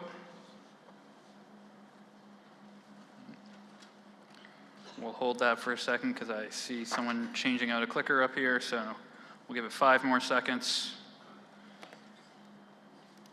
And the vote is now closed. The motion carries 236 yeas. Can we change over the screen? There we go, 236 yeas, 30 nays. Article 14, thank you, Ms. Anderson, I think you're all set. Article 14, debt exclusion high school roof. Finn, or David's taking this one. If David Doggett of the Finance Committee wishes to make the main motion under Article 14, I will entertain the motion. I move to approve Article 14 as shown on the screen. Is there a second? Motion has been made and seconded. Before I open the floor to discussion, the superintendent of schools has requested to make a presentation on this article as well. And given the nature of the article, I will recognize Mr. Tracy at this time. Thank you, Mr. Moderator. I would like to thank everyone for your votes on Article 1 and 2 this evening. Some early steps in a long journey. Thank you. On our first slide, next slide. This is an overview of the high school and middle school roofs. As you know, the middle school was added on in '98. The portion of the roof affected by this project is highlighted in gray, which is primarily the original high school building with some of the smaller additional pieces to connect the buildings together. It's approximately 128,000 square feet of rubberized roofing and is currently closing in on 30 years of age. We've submitted to the MSBA for many years in an effort to get this roof repaired under their ARP program. Each year, the MSBA will look at all of the roof requests that they have, and they'll determine an average age, and that's where they draw a line. Anything beyond that age usually will get funded. We have not made that cut until we hit the year of 29. All of the building roofs, of all the building roofs in the district, this is in far worse condition. The MSBA is committed to approximately a 45.51% reimbursement of project costs. Next slide, please. So these next two slides will be interesting. This is an early estimate of the project costs while working through the feasibility and schematic design phases of the MSBA project. It outlines a $4.3 million reimbursement by the MSBA. But there's even better news. Monday, can we go to the next slide? Back in March, the project went out to bid in hopes of having clearer numbers for the town meetings. On Monday morning, we met with our owner's project manager to review the bid documents of the high school roof project, and these are the most up-to-date costs for the high school roof. As you can see, these actuals are about $3 million cheaper than the original estimates. Why so much cheaper? Our estimators tell us that for public projects, they include a buffer in their initial cost estimates to account for potential financial risks at the time the project would be executed. These risks included inflation, instability in the construction markets, and price increases in oil, which is a key component for materials like rubber roofing and the sealants used to apply them. Next slide, please. This slide was prepared well before the bids as well, but it outlines some of the variables that were presented to us by the designer and the estimators. The age and the size of the roof are important factors for this to be an MSBA project. Also, hazardous materials have been identified and will have to be removed, both lead and asbestos. We're also subject to state prevailing wage, which generally results in much higher hourly rates than what you would have on a non-commercial project. Next slide.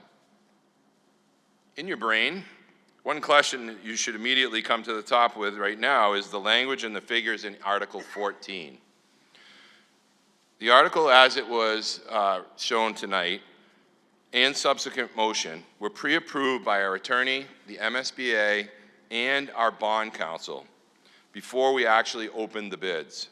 Unfortunately, we are unable to make changes to the number that's listed in the article tonight because we didn't have enough time to secure updated approvals from the MSBA and bond counsel, which generally take 2 to 3 weeks depending on when their board meeting is.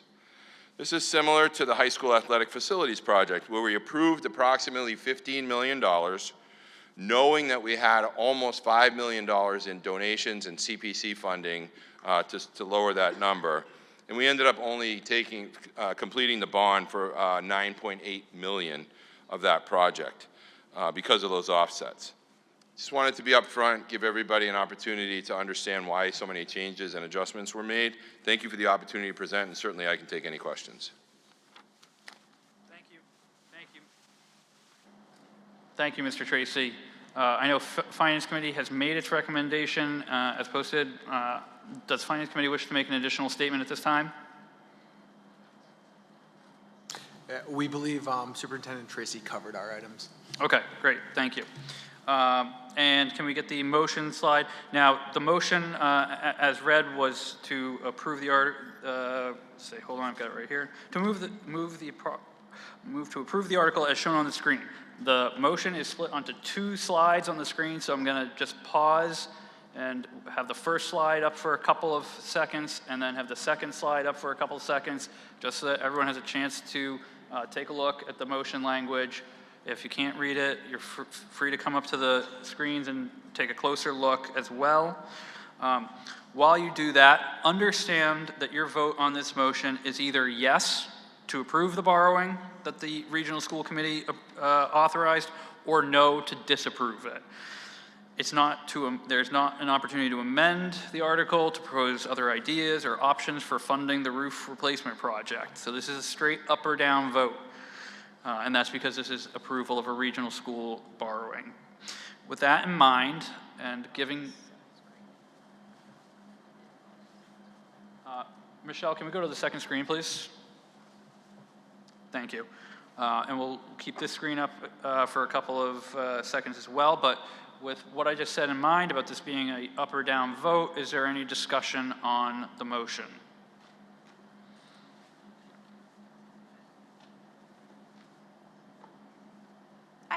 Jessica Leggett, 49 William Fairfield Drive, and I had a question for the superintendent of the financial consequences and other consequences that we might see if we don't replace the roof now. Superintendent Tracy?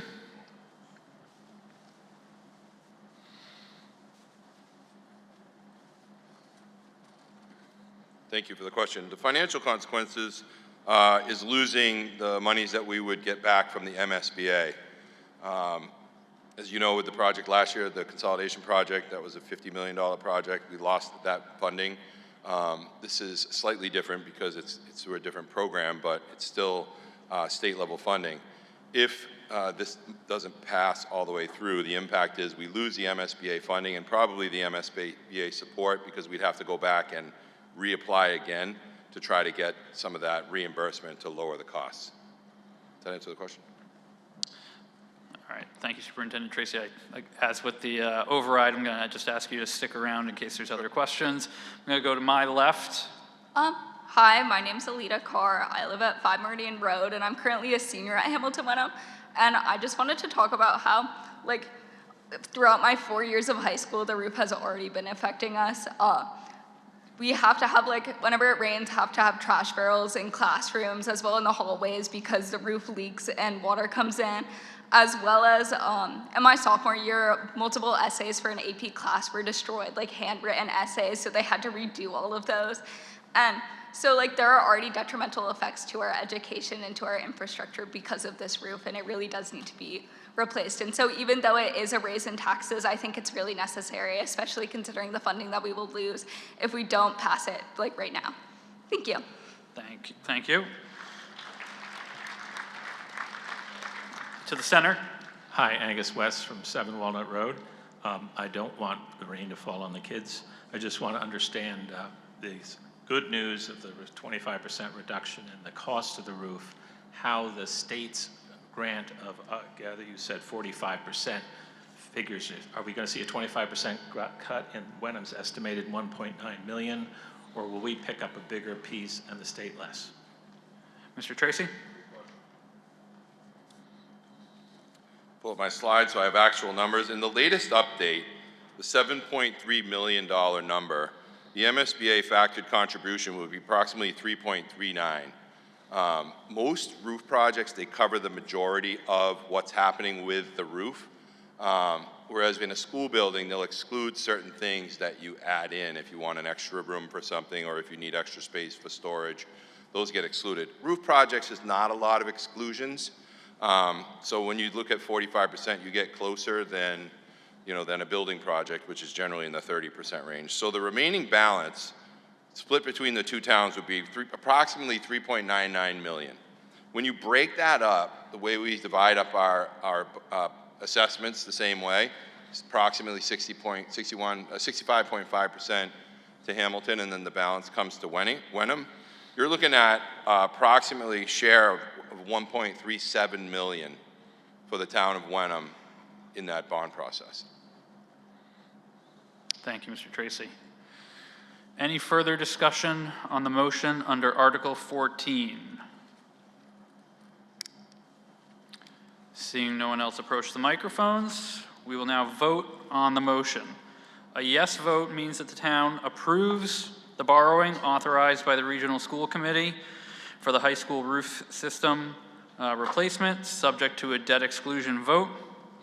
A no vote means that the town disapproves that borrowing. This motion requires a 2/3 vote, and the debt exclusion for the borrowing, if approved by this vote, also requires a favorable vote at the town election next Thursday. Voting is now open.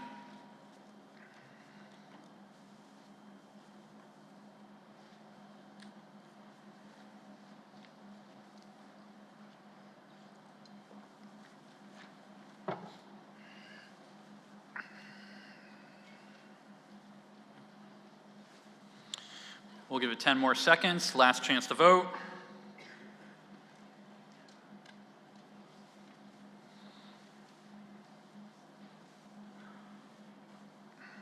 Voting is now closed.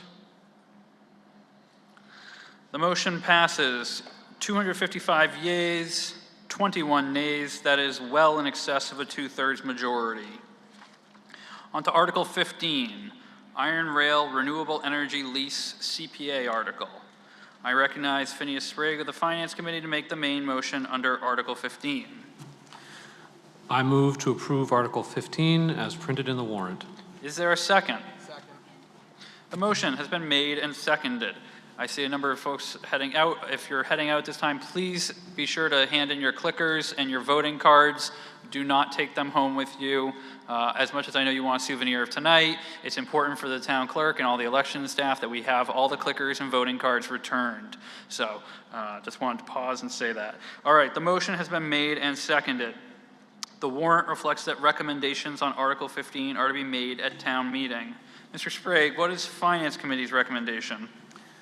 The FinCom voted 5 in favor and none against the motion. Thank you, Mr. Sprague. And what is the Select Board's recommendation? 0. Can you say that again, Gary? Come on. Select Board voted 4-0, unanimous in favor. Thank you very much. Is there any discussion on the motion? I see some folks already at the microphones. That's great. We'll start here in the center. Mr. Thompson. Yeah, 24 Ubley, Chris Thompson. For the town administrator, it says we're looking to offset about 63% of the town's municipal electricity usage. Ballpark, what does the town use on a given year in megawatts? And then, with looking to lock in looks like a 25-year deal as a power purchase agreement, what kind of ballpark pricing are we going to get from these guys or is that able to be disclosed? Mr. Poulos. Can you repeat the second part of the question? Yeah, it says we're going to try to lock in a 25-year power purchase agreement with the solar installers to buy the power that they're generating locally on the town property to offset the cost of, offset our electricity use in the town. What kind of rates are we going to be able to get from these guys since they're using our town's property to generate the electricity? Hold on, I don't have that information in front of me, but I may be able to get it. All right, Mr. Thompson, if there's anything else you'd like to say, or you just, all right, so I'm going to ask you to, I'll find it later. Just hold tight. It's a fixed 25-year rate of 13.4 cents per kilowatt hour. Thank you. All right, thank you, Mr. Thompson. Over on my left. Stephanie Wachtel, 29 Burnham Road. I had a couple of questions similar to the gentleman's. Was just wondering what we would be getting in return. It wasn't really clear. So other than the rate, is there, for the lease, are we getting any kind of revenue? Mr. Poulos. Well, the reduction in rate is in essence a revenue, and that will be saving what is projected to be slightly over $700,000 over the 25-year. That $700,000 savings is money we would have been spending on our electricity consumption were we not to do this. There is no other terms of the lease where they're paying us additional money beyond that. So sorry about that. So 700,000 divided by 25 years is about $28,000 a year. Yep. Which is about 0.1% of our budget, right? Okay. Using FY27? Okay. So it's a very small percentage, right? Okay. And then the second question was for the other occupants at Iron Rail, will there be any anticipated disruption or any other impact to folks using the other parts of Iron Rail property? Well, no, we comment first on the percentage of budget. It is a small percentage of budget. However, this does provide cost savings, but that's only really part of the picture. One of the other large driving forces about doing this is to be able to regenerate our own power consumption to move towards our carbon neutral goal of what was 2040 and is now being proposed to be 2050, to establish ourselves as a climate leader in Massachusetts, to open up approximately $1 million of additional grant money to help us down that path to achieve carbon neutral. And the land that is currently being proposed to have the solar array erected on it is within the wetland setbacks. It is off to the side in the back left of the property behind the water tower and the DPW facility. The property lends itself to no development. It will not impact any of the occupants of the Iron Rail facility, nor does it take up land that would otherwise be able to be developed. Okay, thank you. Any further discussion? Seeing no one else approach the microphones, we will now vote on the motion under Article 15. A yes vote means transferring the land located at 91 Grapevine Road, shown on the Assessor's Map 31 as Parcel 1, to the Select Board for the solar array installation and authorizing the Select Board to execute the agreements needed for that project. A no vote means taking no action. This motion requires a 2/3 vote, and voting is now open.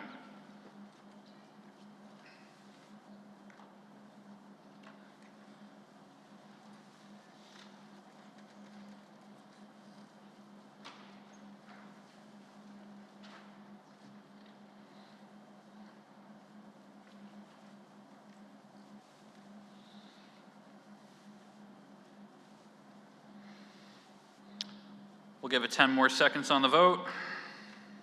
Last chance to vote.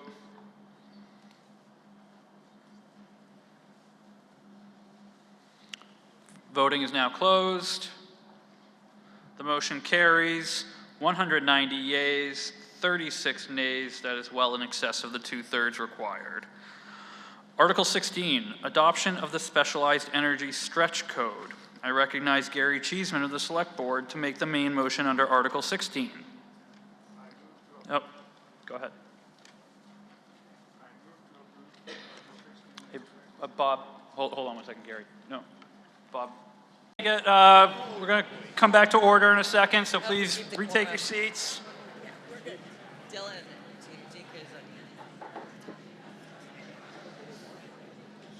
All right.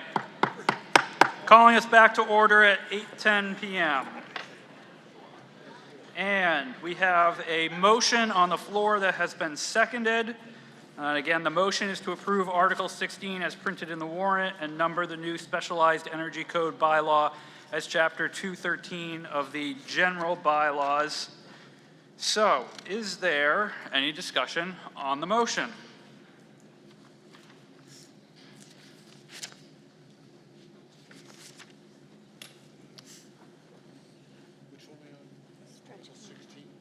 That one.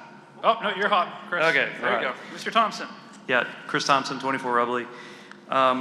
Doesn't look like it's in the book, in the warrant, but the paper that was at the back of the room talks a little bit about how the specialized code works. And looks pretty good for the new single-family homes, all electric, and mixed fuel up to 4,000 square feet. You got to put 4 kilowatts of solar power on that roof, no worries. The thing I read in here, though, that concerns me is homes over 4,000 square feet must install solar PV to offset energy use. As somebody who has a home bigger than that and knows how much solar energy it takes to do that, you would need a solar system somewhere in the 30 to 35 kilowatt range to offset the total energy use of a house that size. And currently, National Grid in our town will not allow you to put anything bigger than 25 kilowatts. So you effectively would be banning the building of houses over 4,000 square feet, if I read this correctly. Do you have a comment on that? Does the administration have a response to the question?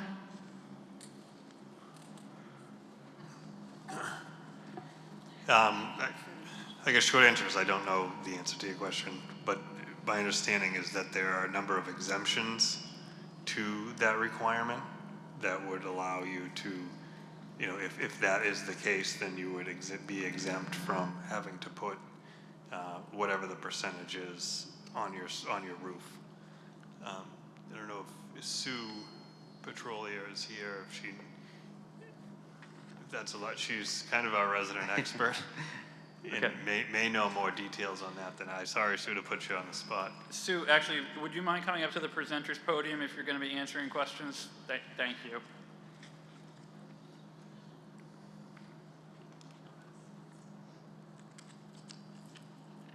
Hi, Sue Petrolia, Eaton Road in Wenham. I don't know the answer. Our resident Green Communities person might call in, he knows the answer, but I know there are definitely exclusions based on shading, based on the direction of the roof, and a number of other things that would allow you to not have to agree with that. And I'm sure the town bylaw would be part of that. Great, thank you. I have one quick follow-up maybe you can help with too is, as part of this, sometimes the roofs aren't conducive, like you said. Is the town also going to be allowing permitting of ground mount installed solar projects for people as part of this? Mr. Poulos? We haven't looked into that. Because it says it's going to be, encouraging the use of all, any efforts to offset greenhouse emissions. So. I believe we currently allow ground mount as long as it fits within the building setbacks. Okay, thank you. Any further discussion on the motion? All right, seeing no one approach the...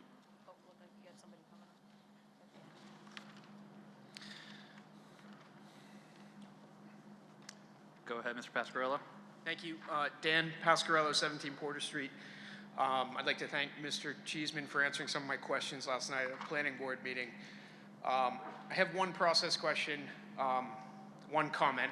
From a planning perspective, I have a concern that this might lead to some unintended consequences if the cost increases are more significant than minimal. But my question is, if we adopt this tonight, are we able, if we choose in the future, to repeal it? And second part of that, if we want to repeal it, what is the process to do that? Mr. Poulos, would you like to take a first crack at that? I do not know the answer to that, no.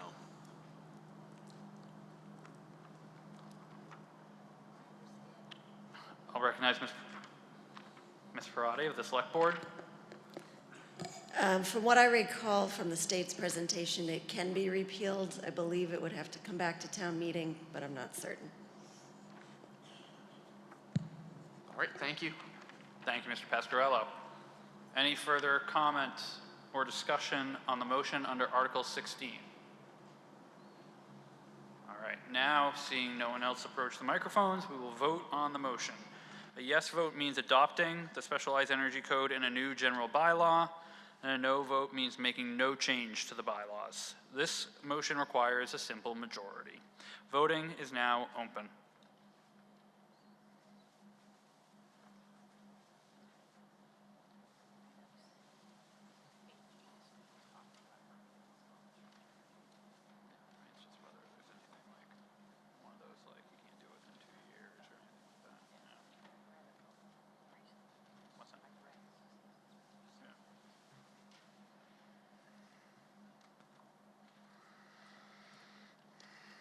All right, we'll give it 10 more seconds. Last chance to vote.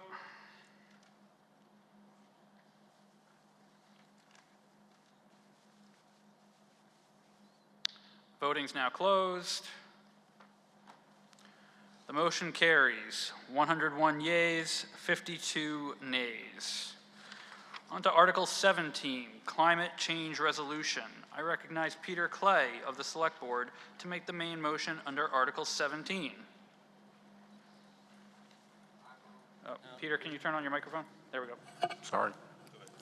I move that the town approve and adopt the resolution entitled Wenham Climate Change Resolution, Select Board approved May 18th, 2022, revised April 9th, 2026, establishing, among other things, a net zero carbon energy goal of 2050, all as set forth in the handout of the same name. Is there a second?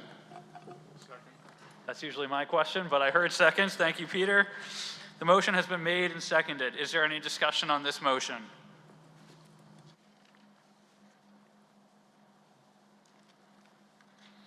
Seeing no one approach the microphone, we will now vote on the motion under Article 17.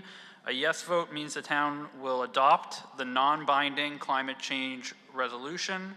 A no vote means not adopting the resolution. This motion requires a simple majority, and voting is now open.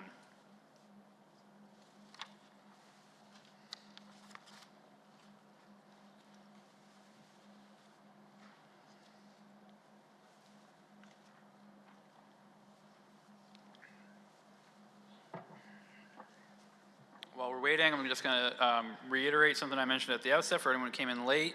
As always, check out the town website for volunteer opportunities on boards and committees. We have elected boards like the Select Board and Planning Board. We have appointed ones like the Finance Committee.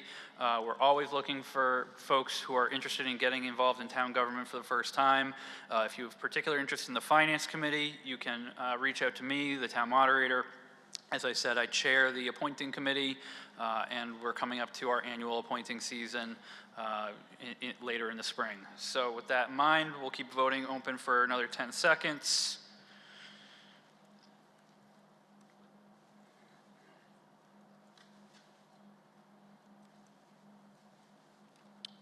Voting is now closed. The motion carries 107 yeas, 31 nays. On to Article 18, restrictions on multiple board memberships.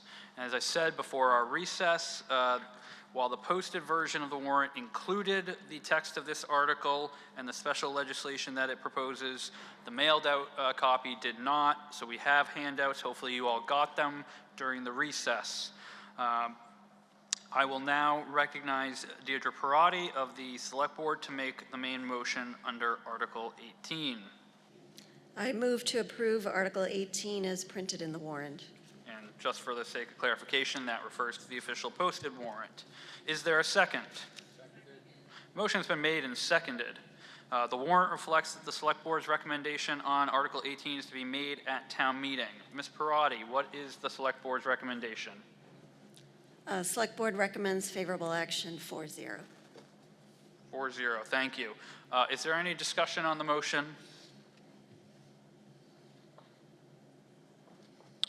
Seeing no one approach the microphones, we will now vote on the motion under Article 18. A yes vote authorizes the Select Board to submit the special legislation that, if approved by the State House, would restrict simultaneous service on certain boards. A no vote means the special legislation is not authorized to be submitted. This motion requires a simple majority. Voting is now open.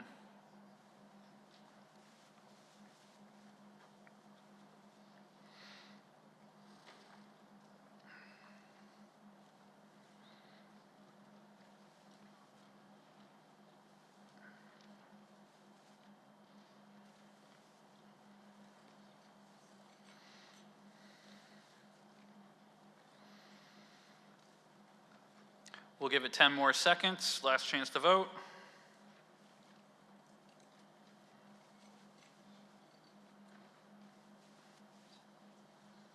Oh, we're going to hold the voting because a couple of folks have come. Yep, okay.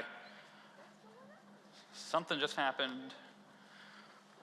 If you're having any trouble with your clicker, all right, okay, everyone hold tight. We're going to switch to the voting cards because this seems like it's a,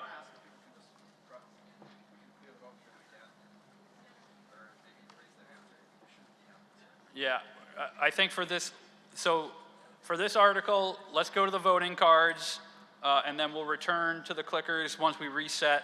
So the way we're going to do this is, if you are in favor of the motion, when I say so, raise your card, and then wait. I'll ask folks to lower it, and then I'll ask for anyone opposed, and you can raise your card at that time if you're opposed. So all those in favor, raise your voting card. Thank you. Lower them. All those opposed, raise your voting card. All right, the motion carries by an overwhelming majority.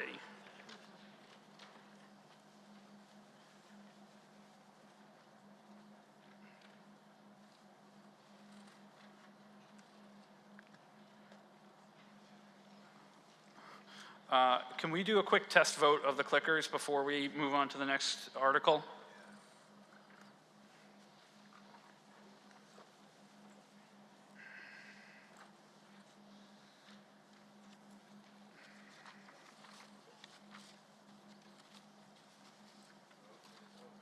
All right, voting is now open. Press 1 or 2, whichever you want. We're just doing a straight test vote. No fun question this time. Just check your panel. If you see the number and the OK, then you should be good to go. We've got the grid.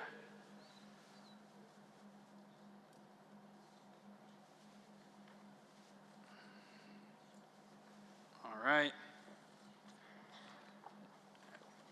I think we're good. It looks like we're getting a good return. And I don't see anyone coming up to the town clerk, so it looks like we're good with the clicker system. We will proceed.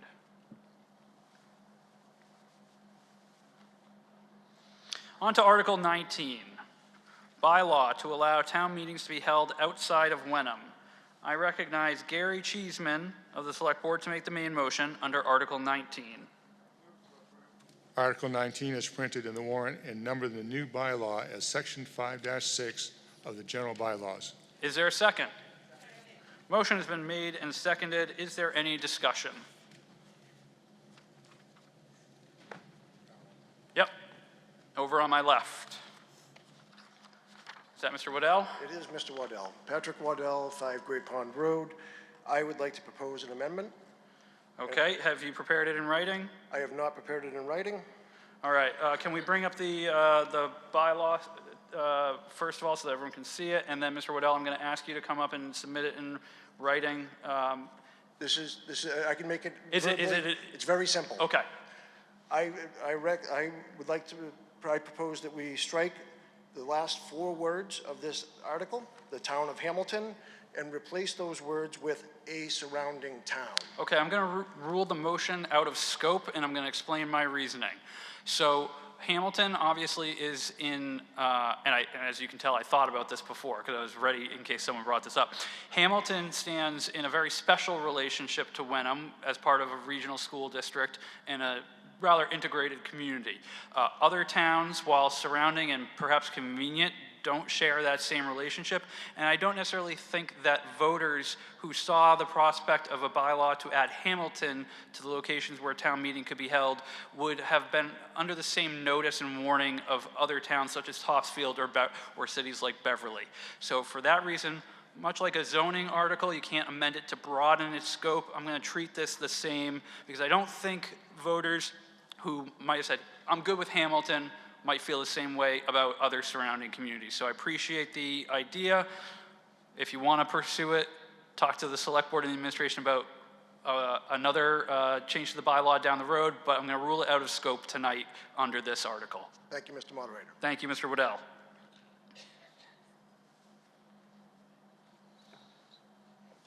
Any further discussion? All right, seeing none, we will now vote on the main motion under Article 19 as it was read by Mr. Cheeseman and as it appears on the screen. A yes vote means amending the general bylaws to give the town the option to hold town meetings in Hamilton. A no vote means making no change to the general bylaws. This motion requires a simple majority and voting is now open.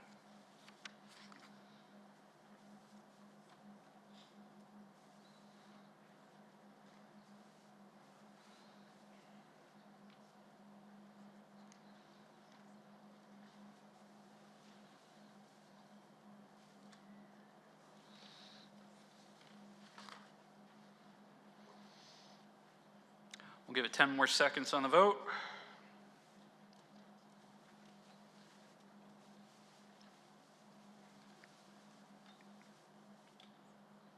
Voting is now closed. The motion carries 129 yeas, 15 nays, and we're on to Article 20, Amendment to the Animal Control Bylaw. I recognize Deirdre Parati of the Select Board to make the main motion under Article 20. I move to amend the general bylaws to be consistent with Ollie's Law as set forth in the handout entitled Amendment to Animal Control Bylaw. Is there a second? Motion has been made and seconded. Is there any discussion on the motion? And again, can we bring up the slide that has the proposed bylaw text? Thank you. You can see the proposed amendments are the couple of strike-throughs and replacements. Seeing no one approach the microphone, we will now vote on the motion under Article 21. A yes vote will amend Section 100 of the general bylaws as reflected on the screen and as further set forth in the motion that Ms. Parati read. A no vote means making no change to the bylaw. This motion requires a simple majority, and voting is now open.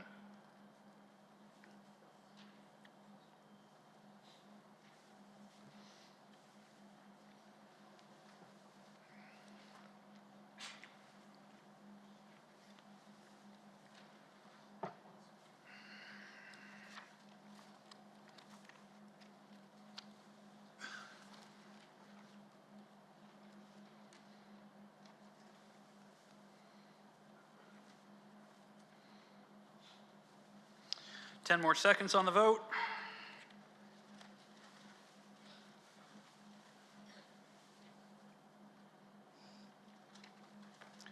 Voting is now closed.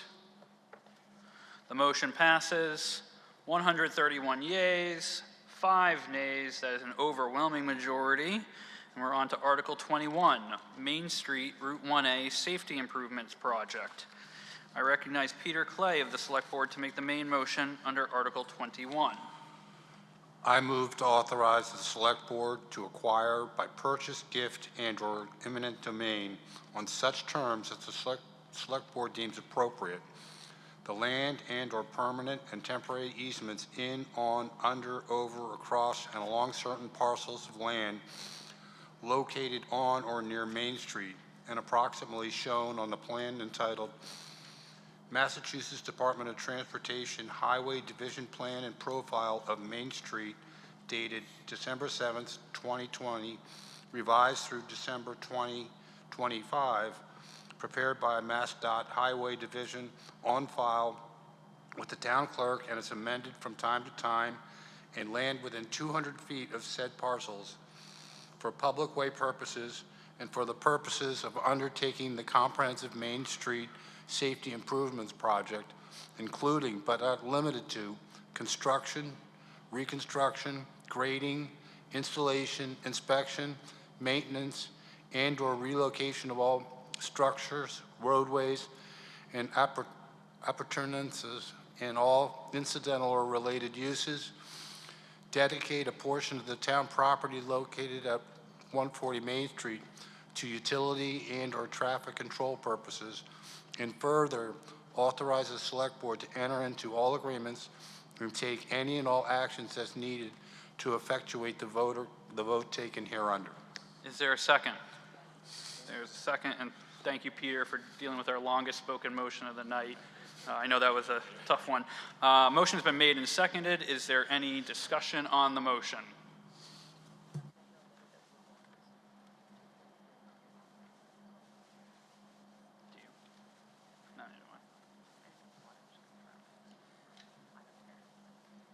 If you don't care. Okay. Okay. Seeing no one approach them. Oh, yep. Ms. Anderson?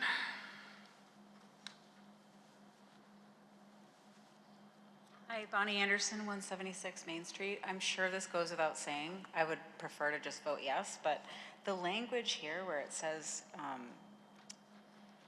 basically the words eminent domain, and when you say relocation of all structures, just as a homeowner along 1A, could that language be either more explicit or softer or removed?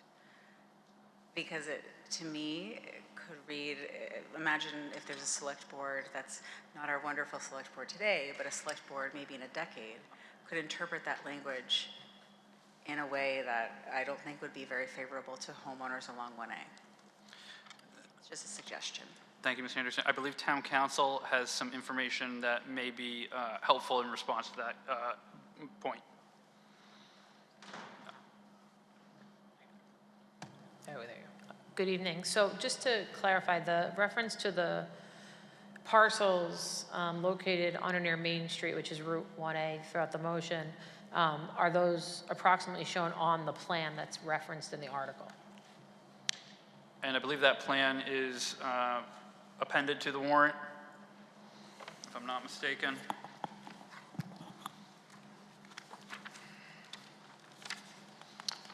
Yep, so if you look at page 42 of the warrant book, it depicts the project plan and the parcels at issue.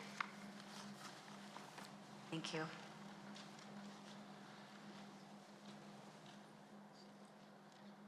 Does the administration wish to add anything? Yeah, I was just talking to Kate, our land use director, and she confirmed that there are no structures, there are 2 fences, and they will be replaced when the construction is over, and these are easements, not takings, permanent takings. There are no permanent takings on private landowners' property.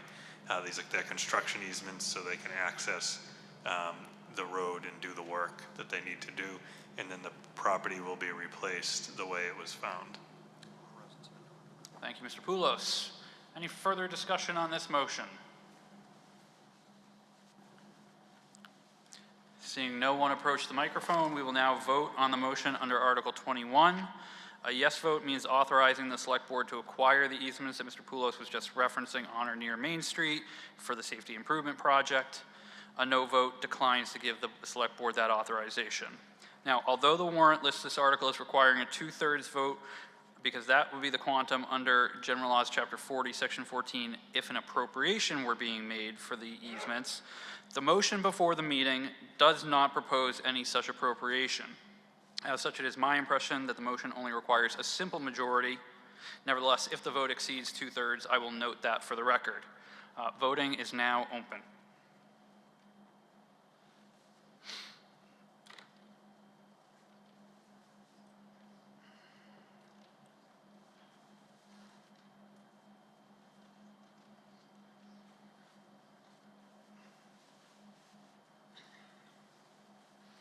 10 more seconds on the vote. And I know we're coming to the end of the night. We've got one more action article. Thank you for bearing with us. We've had a couple of technical issues, both with the clickers and the screens tonight. I really appreciate everyone's patience. So voting is now going to close on this motion. The motion passes 133 yeas, 11 nays. That is both an overwhelming majority and would certainly exceed 2/3 if it were necessary. On to Article 22, disposition of town-owned property on Boulder Lane.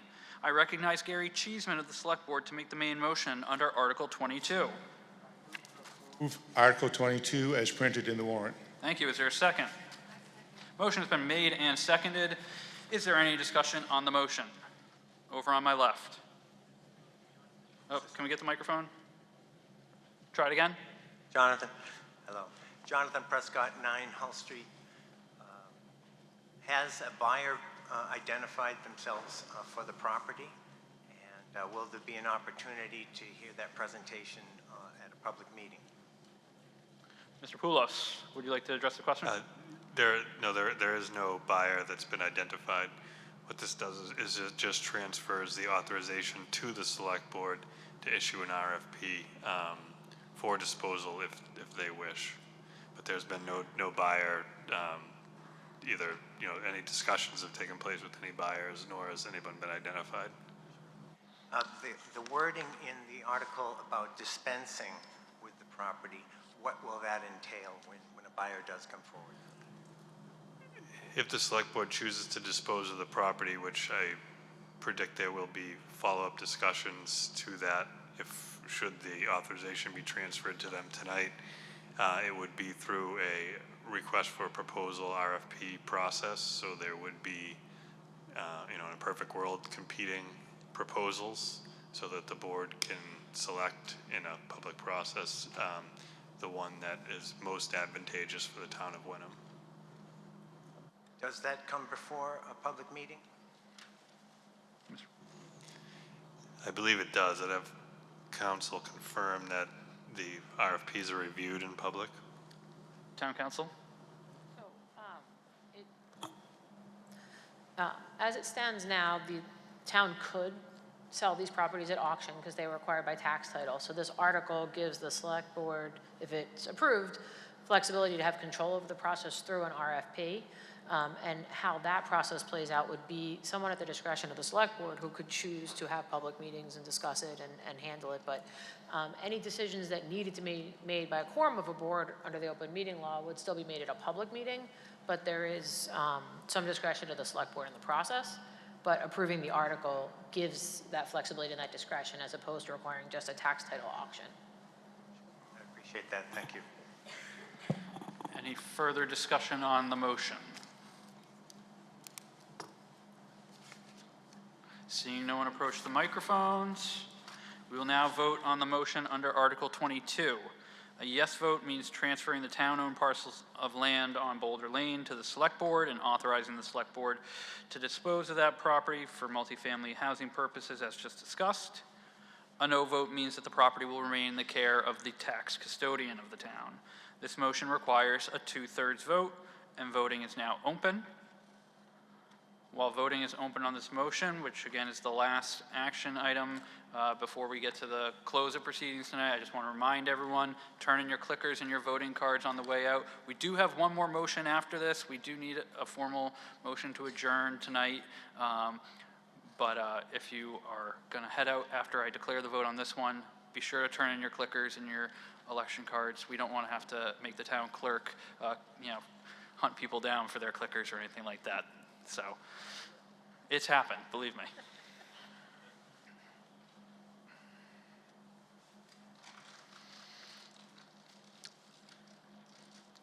We'll give voting 10 more seconds.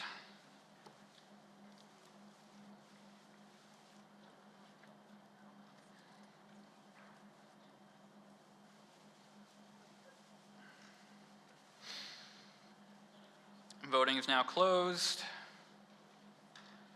The motion carries 116 yeas, 13 nays. That is more than a 2/3 as required. All right, Article 23 of the warrant is the election of officers. So we are now close to the completion of our town meeting. We do have, as I said, a few housekeeping matters to attend to. Article 23 is the annual election of officers. The annual town election will be held next Thursday, April 16th, 2026 at Town Hall. We won't vote on this article tonight, other than in a second a motion to adjourn until the conclusion of the election. But before I entertain that motion, I will read the list of officers who will be elected on Thursday. They also are appearing on the screen. We've got planning board. We've got 3 different planning board seats, a 5-year term, a 3-year term, and a 1-year term. We've got the Hamilton Wenham Regional Library Trustee for Wenham. That's 1 seat for a 3-year term. We've got on the Regional School Committee, 2 seats for 3-year terms and 2 seats for 2-year terms. And then on our select board, we have 2 seats for 3-year terms and then a single seat on the Water Commission for a 3-year term. Additionally, as noted in the warrant, next Thursday's election will also include the 2 ballot questions that tie into tonight's articles, the override ballot question and the debt exclusion ballot question for the high school roof project. Since both of those items passed tonight, the ballot questions proceed. They would have proceeded anyway, but anyway, the ballot questions appear in the warrant book, and there you go, are on screen as well. The sample ballots are online on the town clerk's website. I think you can just get them on the main page if you click on elections. They're also posted right outside the town clerk's office. All right, I think everyone's sick enough of hearing me talk tonight, so we have come to the end of our business. Hooray. Just remain in your seats for a few more minutes. I thank everyone for your patience, for your participation, and for your debate tonight. Before you leave, as I said, please return your voting cards and your clickers. And again, thank you for bearing with us through the technical difficulties. Now, I will entertain a motion to adjourn the 2026 annual town meeting until the conclusion of the annual election on Thursday, April 16th, 2026, at which time the annual town meeting will be dissolved. Is there a second? Motion made and seconded. We will now take our final vote of the evening. Let's do this one voice vote, just for the fun of it. Requires a simple majority. All those in favor? Anyone opposed? The motion carries unanimously. Town meeting is so adjourned. Thank you all for coming, and be sure to vote next Thursday.